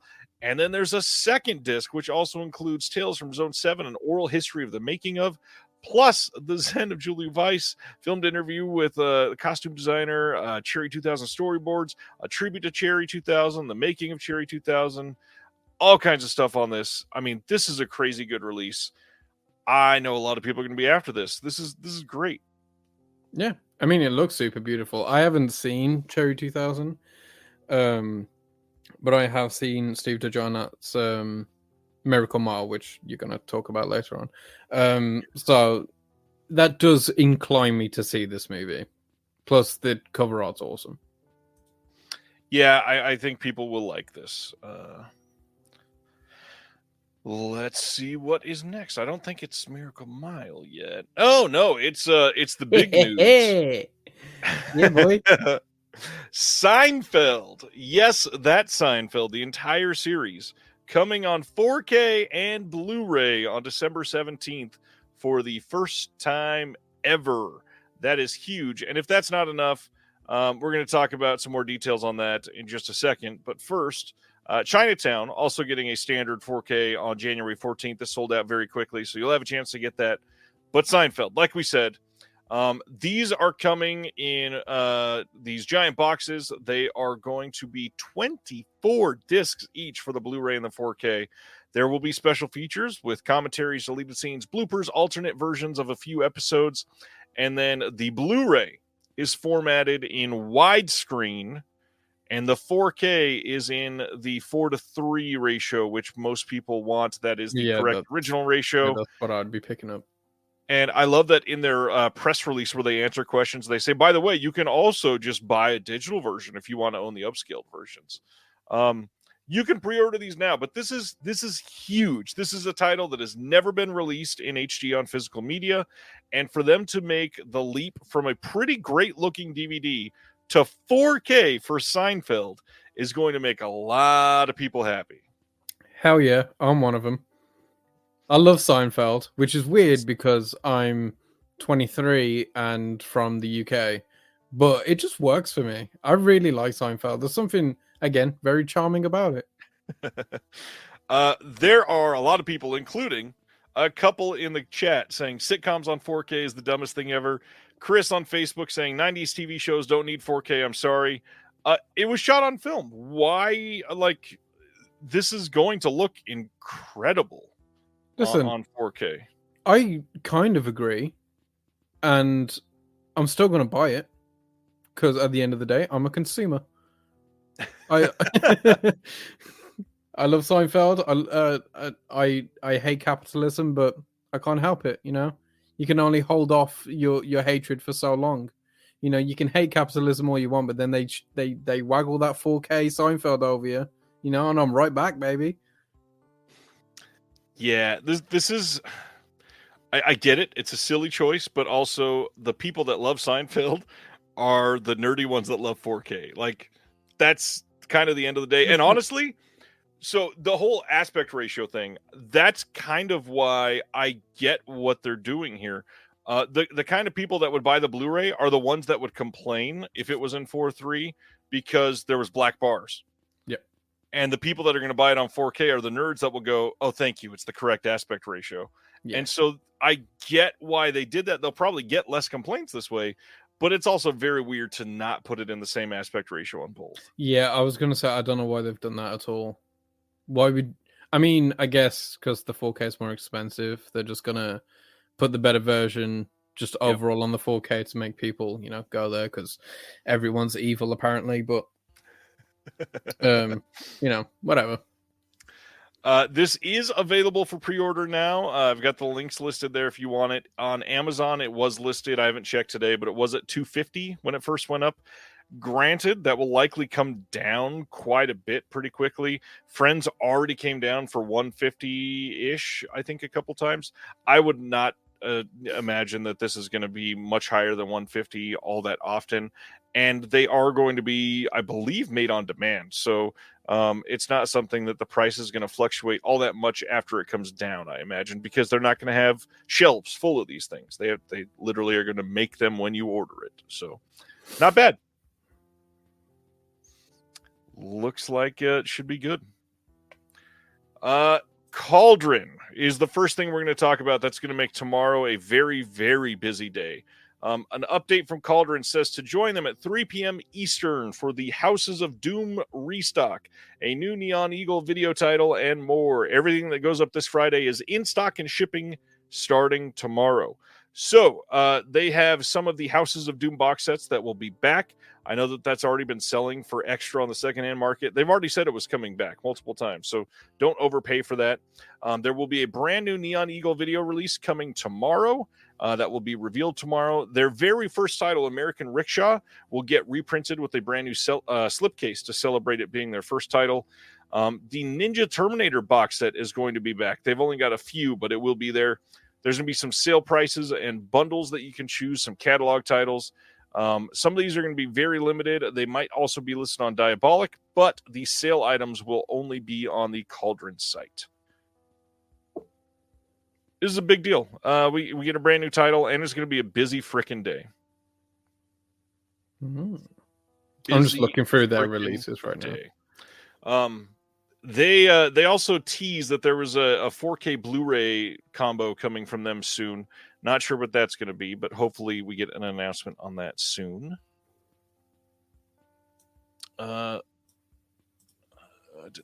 Yes, they said they're working to have much shorter pre-order times going forward, and we hope with this next Neon Eagle video title being available now, they are off to a good start. Sibner says, is Cauldron the most inconsistent label as far as putting stuff out? Not even close. They wouldn't even be in my top 5 at all. There's some labels that do like one thing, go away for 2 years, and then release their next title. I'm looking at you like Fractured Visions. They took like 2.5 years off for Philip Escott to be an incredible producer for Second Sight, and then they came back and released 2 more titles. Next is Miracle Mile, like we just talked about. This is from 1988, also getting a reissue on December 31st. This has another brand new HD master from a 4K scan of the OCN. new commentary by Janet Fitch and Matthew Spector, a couple different archival commentaries, and then on the second disc, again, a bunch of short films, some reunions, some new interviews, including a new interview with Paul Haslinger, who is the one that scored it, some deleted scenes, outtakes, bloopers, refining the diner scene, extra small pieces, pretty much everything that you can want for this title, except for UHD, which a lot of people have been complaining about. And Kino came out and said if we wanted to do this in UHD, it would have cost an extra $50,000, and it will not sell that many. So that's exactly why they're not doing it.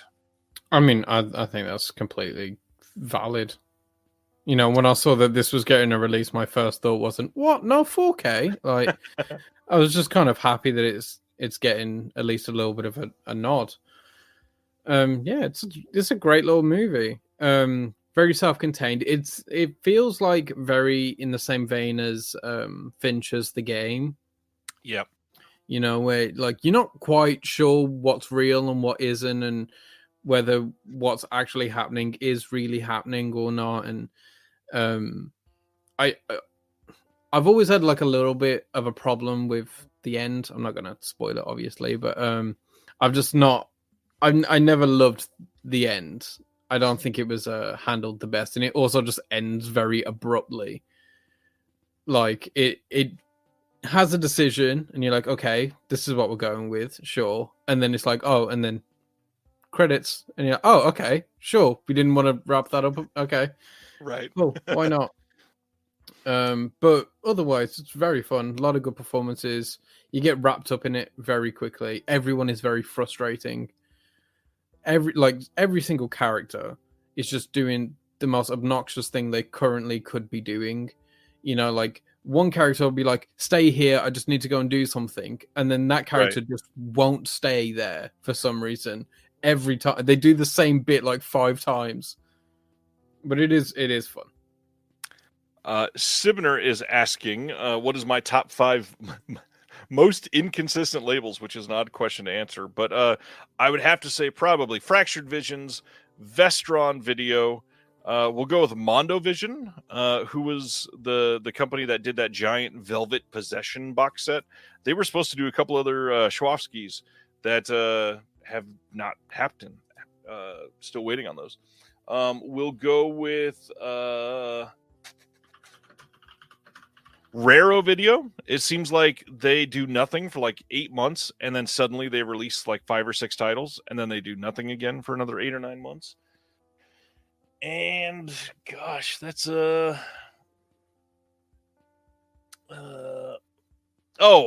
know exactly what it is. They just announced they're coming back. Anti-Worlds over in the UK, the sister label of Indicator. They're a great one. All of their titles have been incredible, but they just disappeared. I think in the last like 3.5, 4 years, they've done 2 titles, and that's it. What's going on, Pulp? Next one. Solstice. This is technically what they call the first Lifetime original TV movie, I believe. This is from 1994. This will be a pressed mod Blu-ray coming on November 5th. And it is going to include some commentaries. It's going to include a bunch of features. This was originally I think it was a crowdfunded release, and now it's just getting a wide release. That's the big upgrade here, is everybody can get it. I'd never even heard of this movie, and I went to Letterboxd to just like do some research on it, and it's been logged by 21 people. Wow. Yeah, that's like insane to me. Obviously, that's not everyone that's ever seen the movie, but like, right. That's just I don't think I've ever seen anything that low that isn't just like a student film. That's insane. There are some Hong Kong films from the 90s that I've been looking at recently that have like 4 views. It's wild how many of those do not have wide distribution. Insane. So that is happening. Next up, December 9th, the Blu-ray in the UK from Final Cut, Fellini Satyricon from 1969. The hard part here is this has been released a handful of other times. I think Eureka even did it already. and there's no real reason to pick this up. This isn't a new restoration. There's not a lot of bonus features. This is just a way to get it back in stock. But I think most of the people that would want this kind of probably already have it from the previous releases. Hopefully it does well for them. But yeah, Fellini Satyricon. Also, the Eureka cover is just nicer. Yeah. Craig says Lifetime and Letterboxd. Probably not a lot of crossover there. Next up after Fellini is The Soul Eater. This is coming on 4K Blu-ray and DVD from Dark Sky Films on December 10th. This is a brand new film from 2024. I've heard this is kind of a divisive film. Some people really, really like this. Others kind of hated it. It seems like this creative team is moving towards more of like a supernatural focus for all their films, which not a lot of people love for this. But yeah, from people I trust, they've said that this is good. I've never heard of it. Elsewhere, Cape Light is doing this 4K release, and they're working with Dark Sky to have this released. I haven't seen it yet. Out of all of the 2024 movies I have seen, mostly because I do have it, and I am going to watch it, but the actual like cover art for it, not the one for this beautiful 4K. This should have been the poster. The actual poster for this movie looks so direct to DVD that like it's just off-putting every time I go to see it. It's so ugly. Yeah. Totally get that. All right, we're going to be talking about these for kind of a minute here now. Air 4444 is the next one that is going to make tomorrow a busy day for some of us. The first title here is Egg from 2005. We already kind of covered the other one for a second, but we'll go to the details in just a minute. The next one that's going to be in this bundle, as I click away yet again, is Coming Soon. That is literally the name of the film, Coming Soon from 2008. And then the third one, which is this one that you're seeing here, the Deform Collection. This is going to include a short and a feature-length film. And so these are the bundles they are dropping tomorrow at noon Eastern. First, this Deform Collection is $36 for a slipcover release with a booklet and 3 stickers. They have the Coming Soon, which is $36 for a booklet, 3 stickers, and the slipcover release. And, of course, Egg, which is $36 for a booklet and 3 stickers. Or you can get all 3 of them for $130. And this will also include 3 double-sided posters and 3 exclusive alternate slipcovers. That's a lot of money for 2 slipcovers for 3 different titles. Yeah, it is. It's beautiful artwork, I'll give it that, but like, god damn. Yeah. It's a rough one, and I'd be interested in checking out all the films. Coming Soon especially looks pretty great to me. That and Egg. I'd really like to see Egg. Yeah, Coming Soon is the one that like when I saw the cover and then I did a little look into it. It's the one that I'm most excited to see. But we also have our details on these already. Let's cover them. The Deform Collection. This has Deform from 2020 and Deformed Gecko from 2017. We've got a double-sided slip with new artwork on here, a booklet with an essay by Guy and BTS photos. That's behind the scenes, not the band. 3 stickers, reversible art sleeve. We've also got director-approved HD feature film interview with the director. That's 23 minutes. A making of that's 20 minutes long. Intro to characters and creatures in Deform. That's 12 minutes. And then a short film that's 2 minutes. And an original chapter credits. That's 5 minutes. Not a ton on this one. For the next one, which is Coming Soon, this one will have all the same physical goodies that we already talked about, and then some archival interviews. Crazy for Kong, which is Arna Venema's production team. They're doing Siam Spectrus, the Ghost of Thai Cinema, which is almost 20 minutes. I bet that's going to be great. A making of that's 15 minutes, behind the scenes, some deleted scenes, and alternate ending. And then finally, Egg. This is coming with booklet essay by Michelle Kisner, Amber Teagan, some let's see, interview with the director, archival interviews, and then Cracking Cultural Expectations visual essay by Zoe Rose Smith. Yeah, I don't want to just shit on these, but these seem less exciting to me than what they were putting out for a while. I hope they do well for them, but I don't know. There's less special features, and I got to be honest. The Air 4444 stuff recently, the picture quality has not been the greatest, and the extras have honestly been on the lower end of quality as well. I not going to be a downer for anybody putting them out, but or if you're going to purchase them, but really make sure that you want these. I hope people are not just purchasing these to be a completist and get every single one, but I kind of feel like they've done probably 5 titles that I really loved that they put out, and they've got other stuff in the pipeline that's extra exciting. But I don't know, something about this drop seems like I don't know, like it was bundled with other titles, something like that, where maybe they're a little less passionate about them. Not sure.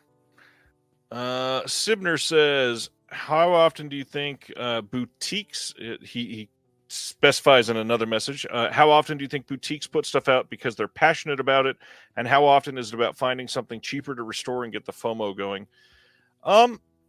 To be honest, I think that kind of depends on the company. If we're going to talk about something like Shout Factory, I think that percentage would be higher. If we're going to talk about somebody that is on the smaller end and is only doing 3 to 5 titles a year, generally I would say that's probably not even happening all that much at all. I think that at least the labels that I'm close with, like especially something like Def Crocodile or TerraVision, I work so closely with both of those companies because they're genuinely passionate about every single title. And I'm proud to be working with both of those. I don't think they do much for FOMO. I think that they have some of the better prices everywhere. But I mean, some of the larger companies, yeah, I could see why that question would come out for sure. Chris says, I don't buy from this label because I already have enough labels to buy from. I'm sure they're okay, though. Ragnar prefers the older titles from them. Honestly, that is probably more of what I'm feeling here. I think Egg might look the best for me out of these, as far as like if I had to buy one, but I feel like they're doing better when it's the older stuff. I'm not sure. Like Vinegar Syndrome at this point, I mean, they're one of the larger companies. I'm sure there are some stuff that they are putting out because they got an opportunity to, and even then, I'm sure somebody at the company loves the movie, but that doesn't. I mean, Vinegar Syndrome is huge. There's probably no titles that every single one of their employees love. Let's see. Yeah, Craig says way too much work for a title that you don't care about. Yeah, that doesn't happen for Def Crocodile or TerraVision ever that I've ever seen, literally. Michael Smith, I don't get how Imprint doesn't sell out faster. 1,500 copies. They must not sell very many in Australia. Well, the hard part is they're very expensive. They're not a competitive price. Let's see. That was Air 4444. Next, November 12th, Paramount releasing Tales of the Teenage Mutant Ninja Turtles Season 1 on Blu-ray. I did not see this coming. Are you a fan of the Turtles or animation like this, Crit? I'm a fairly big fan of like the Teenage Mutant Ninja Turtles, like in general as an IP. I love the original comic, not really the run, but just the original first ever comic. I'm a big comic book fan, so yeah, it's a great run. I love the original like movies, well, the first 2. Especially the first one. I think the first one is surprisingly good. Like it has like the goofy suits and all that stuff, but like it's just so oddly well made and well written for a stupid 90s like Teenage Mutant Ninja Turtles movie. Yep. I was watching it the other day because I had bought the steelbook for it, and my girlfriend just happened to be in the room, and she was doing something else. But then she got like locked in on the movie and sat down and watched the entire thing with me. And she had never seen a Teenage Mutant Ninja Turtles anything before, and she was super into it. So yeah, I think like as an IP, it worked really well. I liked Mutant Mayhem from last year. I don't think it does the best with the IP. I didn't love it as much as other people loved it. I don't think it utilized what made the IP special in the first place, but it's a gorgeous animation. And I've not seen the animation for this show, but it looks in a similar-ish style, just obviously with a lesser budget, I suppose. And yeah, no, I think it's a great IP. Obviously, I've not seen this because I'm not 12, but yeah, no, it should be great, I think. More streaming shows coming to disc, though. That's a positive. So it's a positive. Amen. Next up, January 21st, a company called Kit Parker Films, which is not a new label, which I've had a couple of people ask.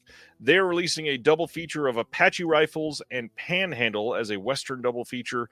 Coming on Blu-ray, Apache Rifles is from 1964 with Audie Murphy. Panhandle's from 1948.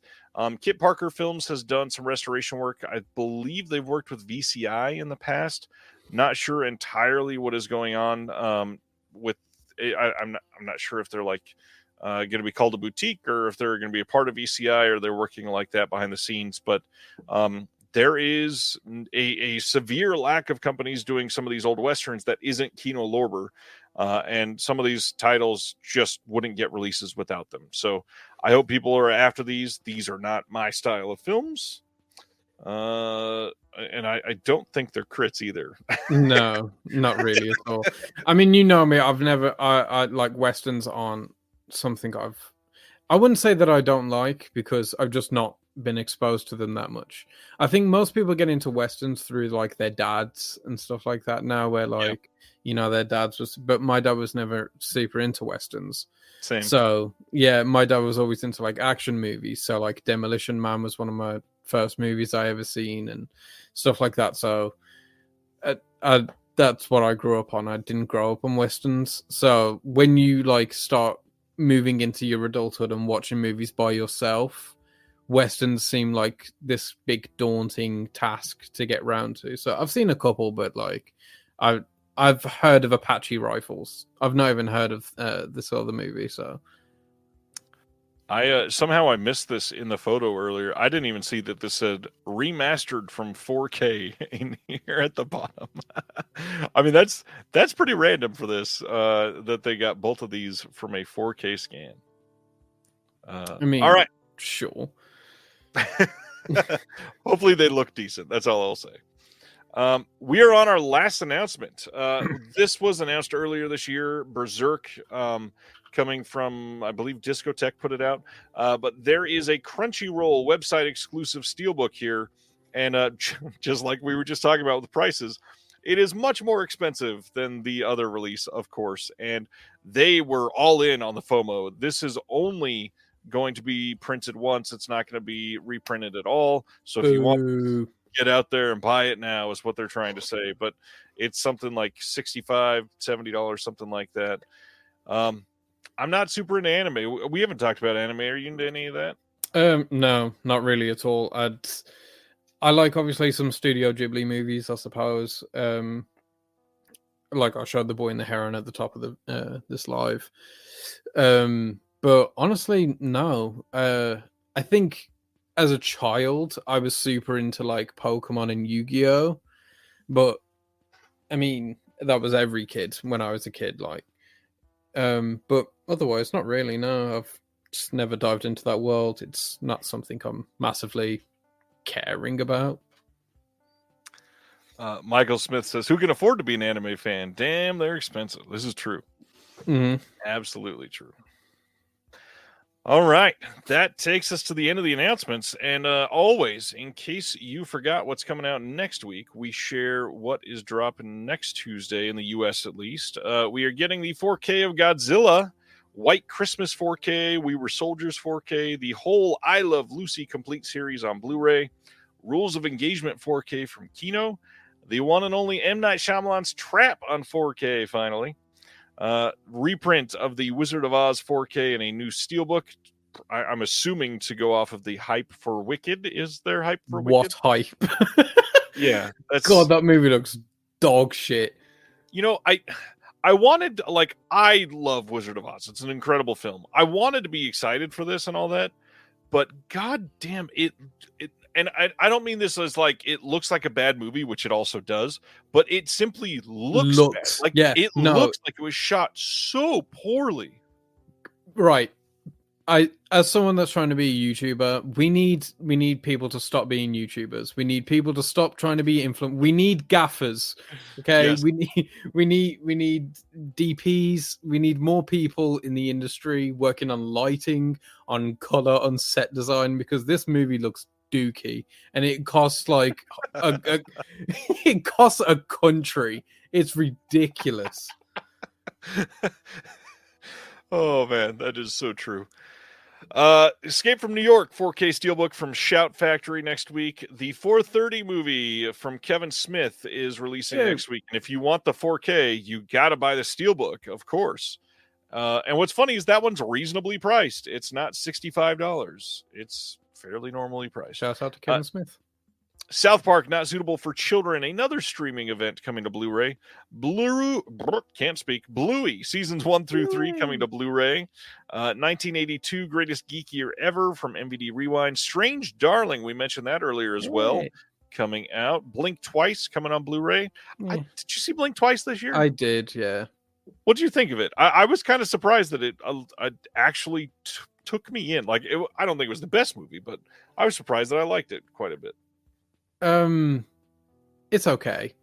I think the movie is best encapsulated by Channing Tatum and Zoe Kravitz calling off their engagement. Touche. Yeah. Fright 4K from Kino Lorber, the Fake Crow 4K coming out next week. Krampus 4K steelbook of the Naughty Cut coming from Scream Factory. Last Christmas 4K. Made in England, the films of Powell and Pressburger from Cohen Media. John Wick 4K steelbook, yet another release. Do we need more John Wick? It will be so exploited until the end of time, it feels Can like. we let go? Sam says, I think Zoe did a fantastic job in directing that film. Honestly, that's what surprised me the most about Yeah, I will movie. say the directing is probably the best thing about the movie. I agree. It also, just real quick, has probably my favorite title card of the year so far as well. It's a good one. It's a very good one. Proud and Profane from Kino. Court Martial of Billy Mitchell from Kino. Let's see. Wolfman's Got Nards that had been delayed, now also getting released next Tuesday. Frankie Frico from Shout.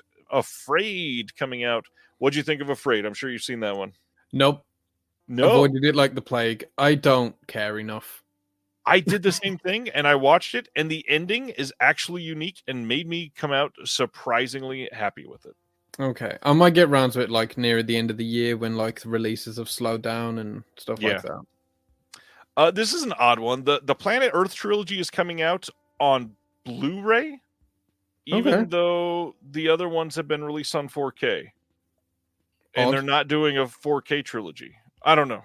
It's a weird one. The Italian Connection from Raro Video. You Gotta Believe 4K from Wellgo USA. Genie getting that made on demand. Any of these making you jump up to purchase it other than Trap? The Escape from New York 4K, probably. I really like Escape from New York. It's a great movie. Absolutely great movie. Do you know, this actually speaks to something that I was on Twitter the other day, which is always a bad start to a story. And someone was talking about how Halloween isn't in their top 5 John Carpenters. And I saw that and I was like, that's insane. But and I nearly blocked them because that's the human I am. And then I thought about it a bit more. And the more I thought about it, the more like I was more lenient to the idea. Because like John Carpenter's one of those directors where you'll watch a movie and you go, yeah, no, that was perfect. 5 stars. That will be 7th. Like, True. So like I couldn't really hate it too much because their top 5 had like Escape from New York, The Fog, The Thing, They Live, Christine, whatever. So I was like, yeah, no, okay, fair, that's fine. John Carpenter, like, I adore the man. I mean, I've got a signature over there. I've got most of his films in steelbook displayed because I think they're great. I have always liked most of his films, and then seeing them on the big screen will make a film suddenly real to me. So, Yeah. like, Prince of Darkness was always lower tier Carpenter for me, Mm. and then I saw it in a movie theater and went, holy fuck, this is a masterpiece. This is so good. I will say the best movie for that, I would say, is The Fog. Mm-hmm. Because The Fog like relies so much on its atmosphere, and I think that atmosphere is so much more effective in a theater. Yep. I did a video on The Fog. Go and watch that. Here's a plug. But yeah, no, The Fog, I think, is probably like one of those movies where most people don't have it that super high up on their lists, but I think it's probably top 3 for me. Like I love The Fog so much. That's one of the only ones I have not seen on the big screen from him. It's fantastic. See, and one that I adore that you haven't said yet, Assault on Precinct 13 is probably my top 5. Do you know, I was working on a video before I took this hiatus of watching a director's best and worst film. I was going to do 4 directors. I'm still going to do it eventually, the video, but one of them is John Carpenter. And the way I was figuring out their best films was going on IMDb, Rotten Tomatoes, and Letterboxd, and then finding the top 3 on each one, and then finding which one occurs most at what spots and whatever. And Assault on Precinct 13 is his top-rated movie. I think, is it? No, it's not going to be Letterboxd. I think it might be Rotten Tomatoes. And then it's like in the top 3 for the other 2, which shocked me. Like, Assault on Precinct 13 is fantastic. It really is. But like, I didn't expect it to be so overwhelmingly at the top. Right. Like, I think The Thing edged it by like 1 second place. Like, if The Thing was in 3rd place on one of the things, then Assault on Precinct 13 would have been his highest rated movie, which I think is just crazy. I mean, one thing that might be affecting that is Erica Schultz going in and making sock accounts to vote for Assault on Precinct 13 for having one of the best child kills in all movies. Oh, that's true. It does. It does. It's fantastic. So yeah, Escape from New York. I definitely am getting the 4:30 movie. I've been dying to see this. Yeah, me too. People are calling it Kevin Smith's The Fabelmans, which I think is just a fucking hilarious thing to say about a Kevin Smith movie. But I love Kevin Smith. I love who he is as a dude. He seems so chill, so nice, and every time like he talks about a movie he's made, he just seems genuinely grateful that he's ever been allowed to make a movie. So I'm always down to support a new Kevin Smith movie. Plus, I mean, he's just cool. He is. Not as cool as that. No, that was really bad. My nose doesn't fit in these very old. Got like the Yosemite Sam mustache going. So tonight, our discussion: 10 of our favorite horror films by non-horror directors. I forgot we were doing this. Yeah, we are 2 hours into this and just now starting the discussion side. Yeah. This is going to be fun. First off, did you ever, while preparing for this, since you're an over-preparer, did you think about the opposite? Horror directors that made non-horror movies and some of the best. I didn't at all, no. Oh, okay. So clearly you did. So where are you going with that? I just wanted to see if you were thinking about it, because while looking at my list and trying to do some research, there's a lot of ones that are very obvious standouts, and I had to choose a lot of the very obvious ones. But then there are things, and I didn't put this on the list that might be on yours. Sorry if there's a spoiler here. Like The Shining sticks out very obviously for Kubrick because nothing else is even remotely a horror movie. But there are some others that you could throw out there and say, uh, John Carpenter makes a lot of horror movies, but something almost exclusively, yeah. like a couple of the films you could argue aren't even remotely horror at all. Yeah, And those true. sometimes are Assault like on Precinct 13, I think, is probably the best yeah. example of that. Yeah. A lot of those are their best their best films or highest reviewed films, or their absolute lowest reviewed films. Yeah. I mean, obviously, I mentioned Wes Craven and Sam Raimi earlier. Wes Craven has a movie called Music of the Heart, which stars Meryl Streep and Angela Bassett, and it's a true story about like this music teacher, and it's just a super sweet movie. And like it's super weird like when you watch it though, because like it's got all this really beautiful soft like classical music, and then it comes up directed by Wes Craven, and you're like, this just feels jarring. Like that name doesn't work in this context, but he does really well. It's not an awful movie by any stretch.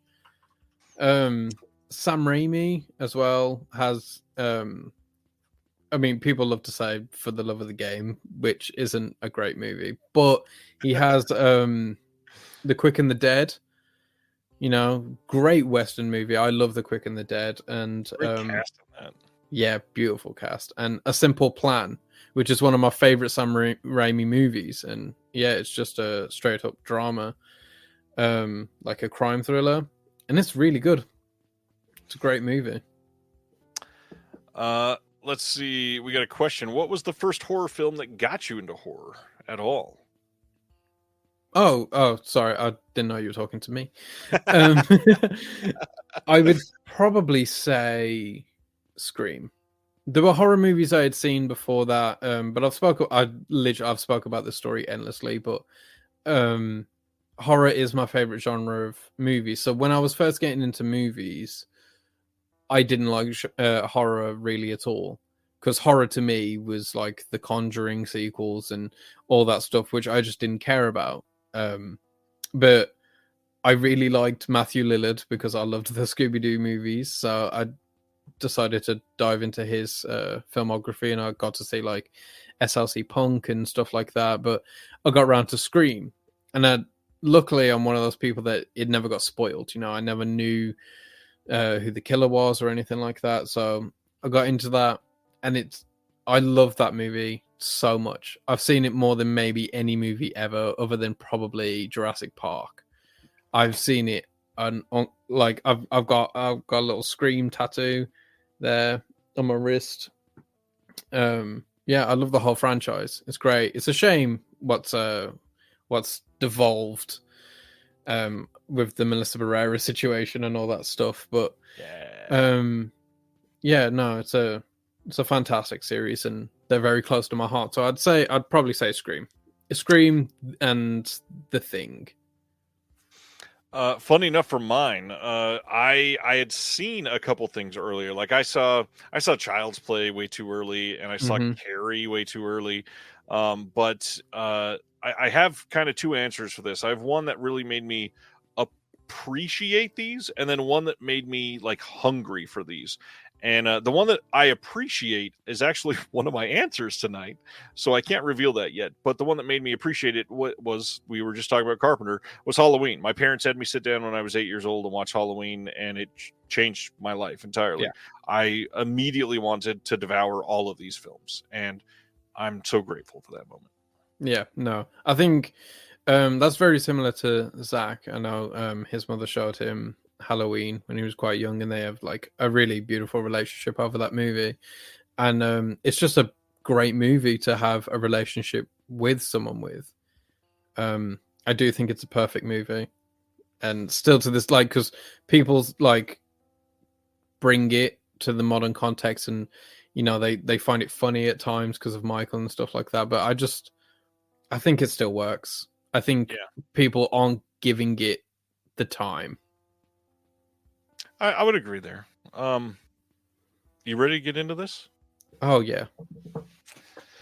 All right, so this is going to be fun. Like I said, this topic, like if you go Google horror by non-horror directors, you get a lot of the same answers over and over, and Mm-hmm. a handful of those are on my list because they're some of my favorite movies of Yep. all time. But I had to throw in a couple that are pretty off the wall as well. So let's hear your number 10. Okay, before we hear my number 10, I have 3 really quick honorable mentions. Sure. So I have The Omen by Richard Donner. I have Bringing Out the Dead by Martin Scorsese, and I have The Host by Bong Joon-ho. Okay, so my number 10 is 10 Days Later. 10 Days Later, sorry. My number 10 is 28 Days Later by Danny Boyle. Danny Boyle. Yeah. Obviously, Danny Boyle has not done any horror otherwise. He's working on 28 Years Later, and he's done like the National Theatre of Frankenstein. But otherwise, you know, he's known for Train Spotting and 127 Hours, Slumdog Millionaire, Yesterday, that weird Beatles movie. He's not at all in that genre, but 28 Days Later is just so special. It's so specific. Like, there's not another movie with this feeling. I think it was one of the first like apocalyptic movies that I saw that really sold the isolation of it. You know, like a lot of movies feature the isolation, but this movie really makes you like sit in it. You know, I love the one scene where they're just walking over the London Bridge or whatever, and it's just desolate, it's empty. And it is just like a really sobering moment where it feels, you know, the first episode of The Walking Dead, you know, when Rick wakes up and it's just kind of empty. I feel like that takes a lot from 28 Days Later. It does, definitely does. It has just all of that feeling. And the cast for this movie is so good as well. You know, you got Naomi Harris, a young Cillian Murphy, Brendan Gleeson. Brendan Gleeson is so beautiful in this movie. Christopher Eccleston, the Doctor, he's hanging around here. And yeah, and I think because of the scrappy nature of it as well, because obviously it's a independent movie from 2002 shot on like the worst camera they could find. It does truly look awful. So I feel like that does give it like some of that grittiness that I think it benefits from. It might have been accidental, but it does very much benefit from, and it makes the finale of that movie feel really sickening. Yeah. So yeah, that's my number 10 pick. It's fantastic. It's a wonderful movie. I already see a couple people saying, "Well, what about these movies?" For some of these directors, there are going to be borderline other films sometimes that are, possibly classifiable as horror. Like I could see Sunshine being called a horror, especially that third act is kind of very. It's at least existential dread. Well, we did speak about this because it's hard to find a director that's done one horror film and no others at all. It's true. So we agreed on like a it has to be 85% non-horror or something like that. So they're allowed like one or two other horror movies, but have to be like predominantly not. Thankfully, my number 10, I think there is truly nothing else that you could say is even remarkably horror. And I got to go with the movie that I watched for the first time and didn't truly love. But I think just simply growing up and like discovering the true horror of it all really made me realize, yeah, this is actually kind of a masterpiece. That is 1990's Jacob's Ladder by Adrian Lyne. And comparing the rest of the films, I mean, you've got Unfaithful, Lolita, Fatal Attraction, Flashdance, Indecent Proposal. Like none of these are even remarkably horror, but yet Jacob's Ladder is this fever dream of coping with horrible aspects of war, and it's incredible. It helps that Tim Robbins is a freaking god that should have acted in so many more movies from 1995 to 2020. I blame Tom Hanks. Yeah, that's can't really argue. Tom Hanks took all the Tim Robbins roles. This movie, like the way that they show coping with PTSD is something that people that are studying psychology should watch as an example. It is that good. Absolutely love this movie. Love Tim Robbins. It had to be on my list. This is one of the first ones that I thought of. Mm-hmm. No, it's a really good pick. This has Elizabeth Pena in it as well, who's a severely underrated actress. And yeah, she's great in everything she's in, especially back then. So yeah. Yes, Imprint did a pretty great release of Jacob's Ladder. Everybody should check that out. Number 9, sir. Okay, so I think this is one of those basic ones that you see everywhere, which is Philip Kaufman's Invasion of the Body Snatchers. My number 9 as well. Oh, okay. Good. That lines up very nicely. Yep. Yeah, he didn't really do any other horrors. I mean, I can see people maybe trying to lean Twisted into there, I suppose, but I just don't think that fits all too well. Yeah. Invasion of the Body Snatchers is one of those. Well, it's a remake that is better than what came before. It just is. And I guess you can get into semantics of it not really being a remake and just more of another adaptation or whatever. Reinterpretation. Yeah. But all the same, it just does everything the original movie does, but better. I mean, you have Donald Sutherland, who's one of just the most underrated actors of all time, and his passing recently really made this movie stand out to me. You know, after he passed, I did go back and I watched a couple Donald Sutherland movies, and this one, his performance in this movie is just outrageously good. Brooke Adams, I say this about every woman, but Brooke Adams might be the most gorgeous person I've ever seen in my life. And that little scene that she does the thing with the eyes, I think is so goofy and stupid, but it's charming. It's like little moments like that I think make a movie, especially a horror movie.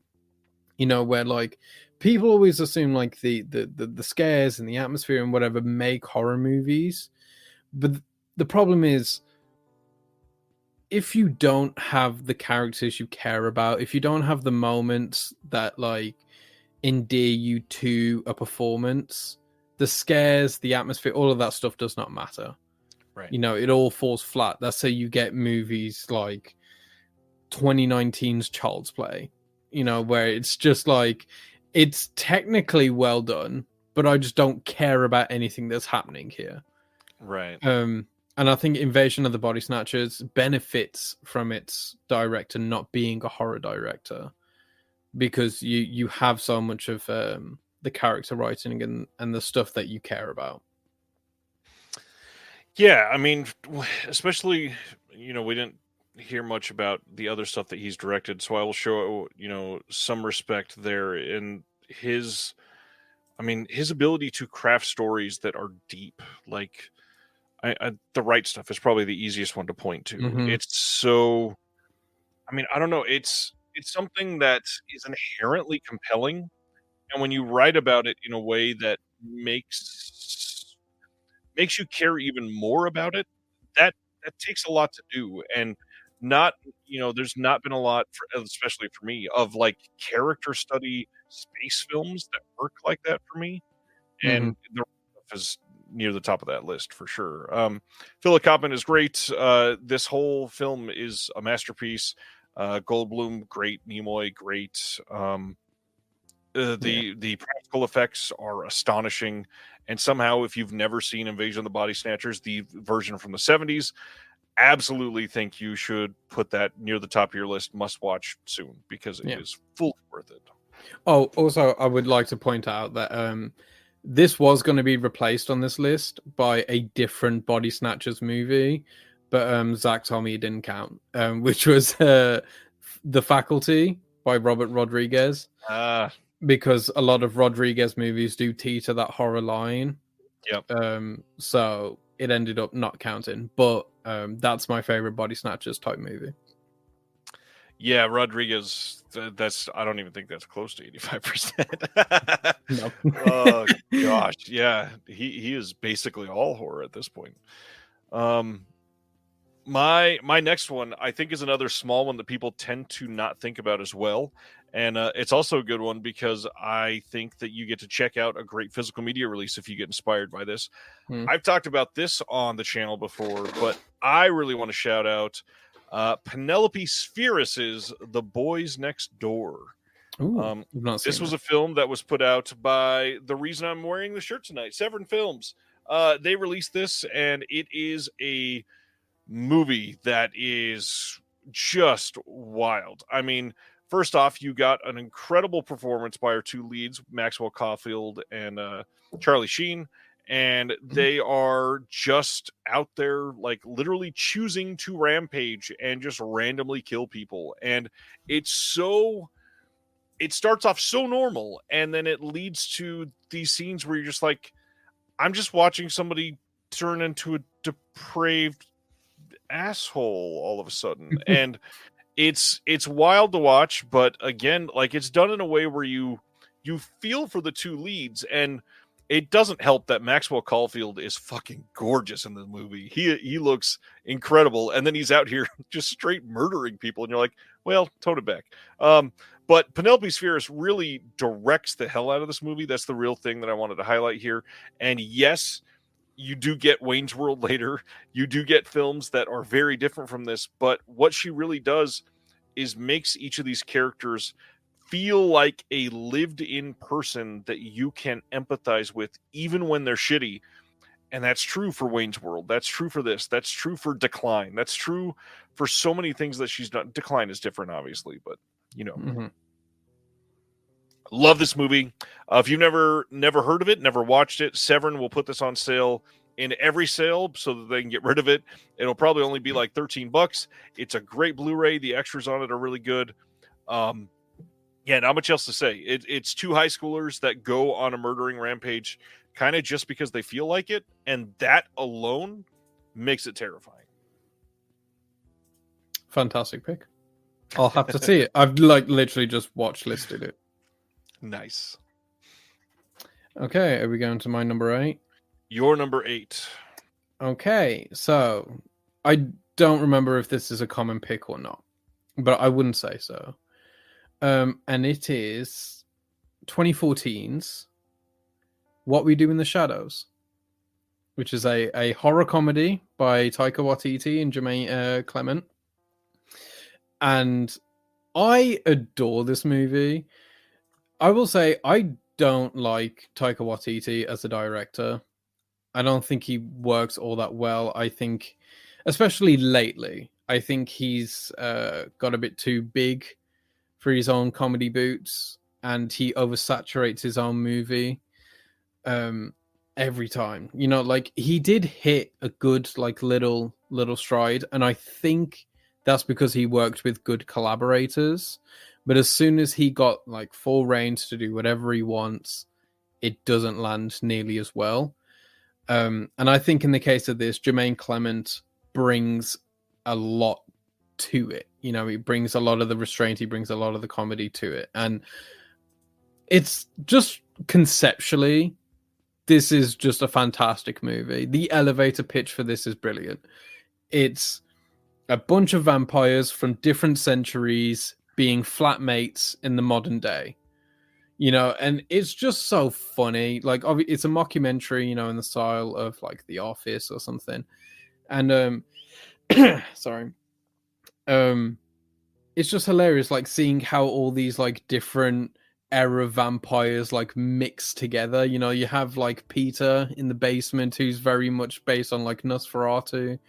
And then you have like someone that got bit like last week, you know, and he's just like a guy, you know, who like would deliver kebabs normally or something. Like, they're just completely different people. And it's got some of my favorite jokes in any movie ever. I like the one gag where they're trying to have a good night out, but they can't get into any nightclubs because no one's explicitly inviting them in. So they have to keep going to different nightclubs and asking the bouncers to invite them in. I just think it's just such a stupid and silly like little concept, and I think it just works really well. Yeah, this is not one that I thought of, but a great pick for this. Absolutely love this movie. Incredible joke rate, by the way. This is one of those movies that like Hmm. you have to try to not laugh as much so you can hear the next joke because they come so quickly. Yeah. That's what she said. Yeah, great movie. It's hilarious. I think you would love it if you've never seen it. Number 7. This is absolutely a basic pick. So basic that we've already discussed it tonight. I'm going to go to Jonathan Demme's Silence of the Lambs. And again, perfect film. And you can only say that because it is so perfect. Yes, we all take it for granted. Yes, it's terrifying. Yes, it's weird. Yes, it's creepy. The script is perfect. The framing is perfect. The lighting is perfect. The acting is perfect.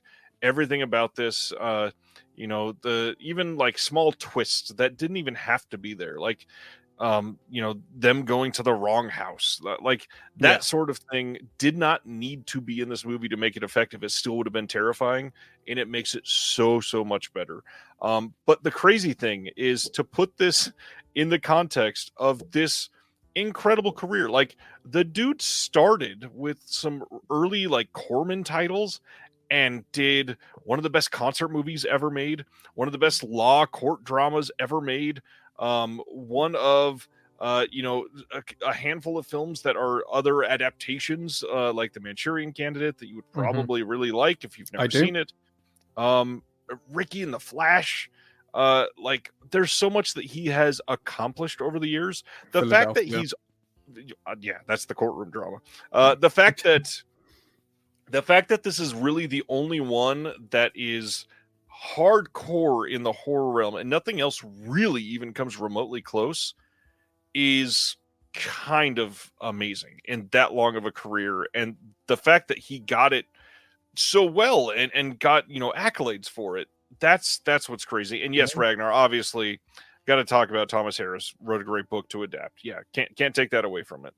But it's pretty incredible. Like, he has masterpieces in like 5 different genres, and yet he never went back to horror. It's so weird. I will say, although yes, due credit is for the book, everything that I love about this movie doesn't explicitly come from that book. A lot of the book's ideas are great, like the idea of Hannibal Lecter and the idea of Buffalo Bill and the idea of the story are all fantastic. But when I think about this movie, one, I definitely think about the directing of this movie, especially, the fake out with the wrong house segment.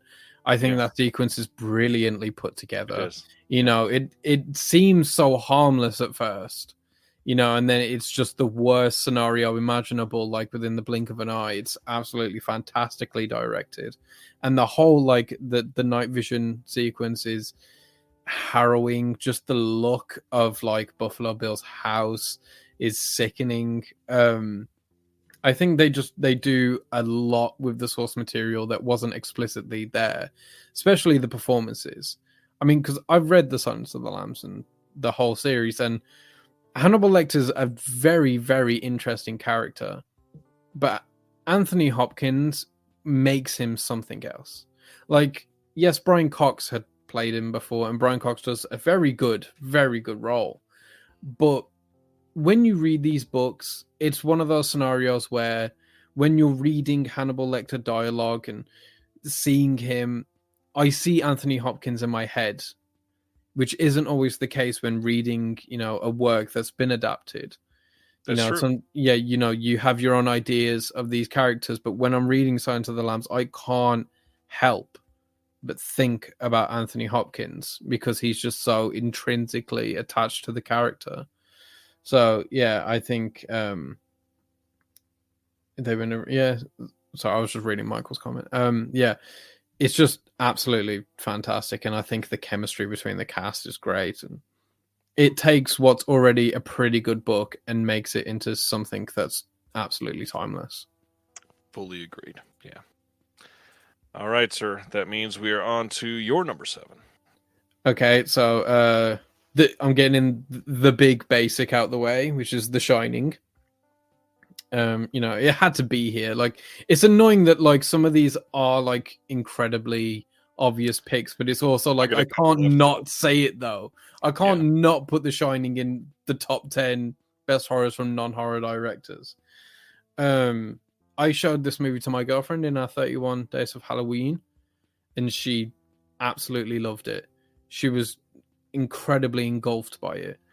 And I think it's because, again, Kubrick wasn't a horror filmmaker. Kubrick's just one of those people that when you watch his movies, you can tell that he just loved the art of filmmaking. Like some directors, you watch it, like Spielberg, say, and he's not so much in love with directing, but more so in love with telling stories. And Spielberg loves telling a story, but like Kubrick loves directing and he loves making a piece. And I think this is a perfect example of that. It's one of the few horror movies where every frame's a painting. Yep. Every performance is pinpoint. I know, like, obviously Jack Nicholson gets a whole lot of praise for this movie, as he should. He gives the best performance, quite obviously, especially the initial bar scene. I love that scene. It's probably the best scene in the movie. But Shelley Duvall is going for the Oscar in this movie. She's absolutely incredible, and I think she's probably one of the most underrated actresses of all time. Every time I see Shelley Duvall, she gets the tone of the movie, no matter what it is, and she's always given 1,000%. Like Three Women, Annie Hall, Nashville, Popeye, whatever it was, she knew what she was doing. And I think The Shining is one of those examples. People love to like spread that weird rumor that Kubrick ruined Shelley Duvall mentally and derailed like her whole life. No, she wasn't terrorized by Kubrick. Like, this has been like outwardly stated by Duvall herself that they had a very good relationship. The problem is she's such a professional and she is so good at this role that people just believed it. People, like, one person was like, actually, did you know that Kubrick abused Shelley Duvall on set and that's why she acts like that? And everyone was like, yeah, that makes sense. But no, she was just a very good actress. And she denied the Kubrick abused her allegations all the way up until her death. But yeah, she's absolutely fantastic in this movie, and so is everything else. The Shining has been talked to death. Yeah, it's also been lambasted by Stephen King. It's been terrorized by a lot of people. There's a lot that's surrounding this film. I love this movie, like most, obviously, but I don't. The comment section is really funny right now. Yes, there's footage of Kubrick yelling at literally everyone ever. And I mean, yeah, you could say that she was terrorized just like everyone else, which still is terrorizing, I'm sure, but just not more so than everyone else. I'm still curious if we will ever get, like, I know that we've already got Dr. Sleep. That is not necessarily another adaptation of this, but I wonder if anybody will ever go back and try to do another adaptation of the book appropriately, as the book is. Like, well, isn't there a mini series? Yeah. I haven't seen it, but I've heard like Stephen King got it made so it was like more faithful or whatever. But listen, I've read The Shining. It's not Kubrick. It's not King's best work, not by a long shot. But there are some very cool things that when you're reading King, that there are scenes from the book that you could just imagine would look great in a film. But when you really think about it, it's not only would they be difficult, but it's difficult to make it make sense with the story because it's so like dream logic-y. And obviously The Shining already has a lot of that dream logic with the rooms and random characters showing up that you have no idea who the fuck they are, and timeline inconsistencies and stuff like that. It's there to mess with you. And so, I mean, too much of that and it's not enjoyable anymore. Do you know, it's weird you said. I was talking to someone at work literally yesterday, and he's a big fan of Stephen King. And he was talking about this movie, and he was saying, like, why don't people just make faithful adaptations of... And I was like, because King was on a lot of cocaine, and you can't, like, you just can't really translate a lot of these ideas. Right. I was like, there's going to be no adaptation of it with the turtle. It's not going to happen. Okay, so just sell your dream now and get rid of it. Just be happy with what you get. And King obviously loves Doctor Sleep by Mike Flanagan, which is the sequel to The Shining. It's amazing. And I think that's so bizarre because of how much Doctor Sleep obviously loves The Shining. And I think he does a good job of like mixing the book material with Kubrick's ideas as well. So yeah, it's a great movie. Everyone loves The Shining. Let's see. We are on, for me, I am on number 6, I think. Let's see. My number 6. So this one is another one that is not only a name that most people probably would not think of when hearing this topic, but probably a name that nobody would think of. This is a very small filmmaker. She only made, gosh, I think 4 feature-length films, 4 or 5, something like that. This is a pick from 1999 that if Zach, your buddy Zach Bryant, is watching still, he is probably at home whooping and cheering because it's one of his favorite films. Antonia Bird's Ravenous from 1999. This absolutely had to be on my list. She made like some romantic dramas. She made, I think, 2 films before this and 1 film after this, and they're all small character study. Guy meets a girl and there's a dramatic situation, the end type of stories. And in the middle, she made a period piece, cannibalistic, middle of the woods, fuck you film, and Ravenous is a masterpiece. This movie has an incredible cast, is made so well, has everything that you want in a movie that you don't even know that you want. It's essentially a Western mixed in with a film in the woods, and people are eating people, and it's a war film. Like, this movie is incredible. Ravenous is one of my favorites of all time. Not enough people have seen it. This is one that I'm really hoping gets brought back like into some major attention eventually. The hard part is it came out in the middle of frickin' 1999 when every great movie ever was released, and so nobody saw it because they were in the middle of watching all-time classics. But this is an all-time classic. There was something special about 1999, and this is a part of that, and people just don't recognize that. It's a beautiful movie. I've got nothing to add. That's fantastic. It's really good. Just a little encapsulation there. I do need to rewatch. I really do, severely. I'm gonna need like your list after we're done so I can go through it. Sure. We are on, let's see. So that was my 6. So you're 6. My 6 is The Silence of the Lambs, which we've been through. So I guess we can just move on because nobody needs to talk about The Silence of the Lambs more. Well, my number 5 is one that we probably don't need to talk about all that much and could potentially be on your list. Ridley Scott's Alien had to make my list. This is also one of the first horrors that I saw and has stuck with me ever since. I think it's still by far the best in the series. I think that he does have a couple other that cross over into the idea of horror, but none as full-fledged as Alien for sure. He's obviously a very different filmmaker with a lot of talents. He's I mean, one of the greatest of all times. There's not much else to say. It's fucking agree. Alien, and it's also Ridley Scott. Like, somebody that can make this and make fill in X answer here, because he's made so many movies that I could hear somebody say, I mean, even like Napoleon. I haven't even seen Napoleon, but I could see somebody saying that was my favorite movie of that year. Like, I kind of get it. If you jive with Ridley Scott, you adore a lot of the films that he's done because they're just epics, and this is like an isolated epic, and it's so well done. It's Alien. I mean, what else do you say? Hey, that better not be a good year slander. I love a good year. It's a good movie, man. I like that movie. Yeah, I love a lot of Ridley Scott movies. American Gangster is my favorite Ridley Scott movie. But obviously, I love Gladiator. I love The Martian, Blade Runner, Thelma and Louise.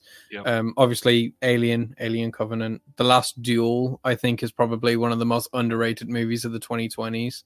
It's insane that doesn't have like a massive fan base. Black Hawk Down. I even like House of Gucci. Like, I just think Ridley Scott just works. He just works. I'm so excited for Gladiator 2. You have no idea. Nice.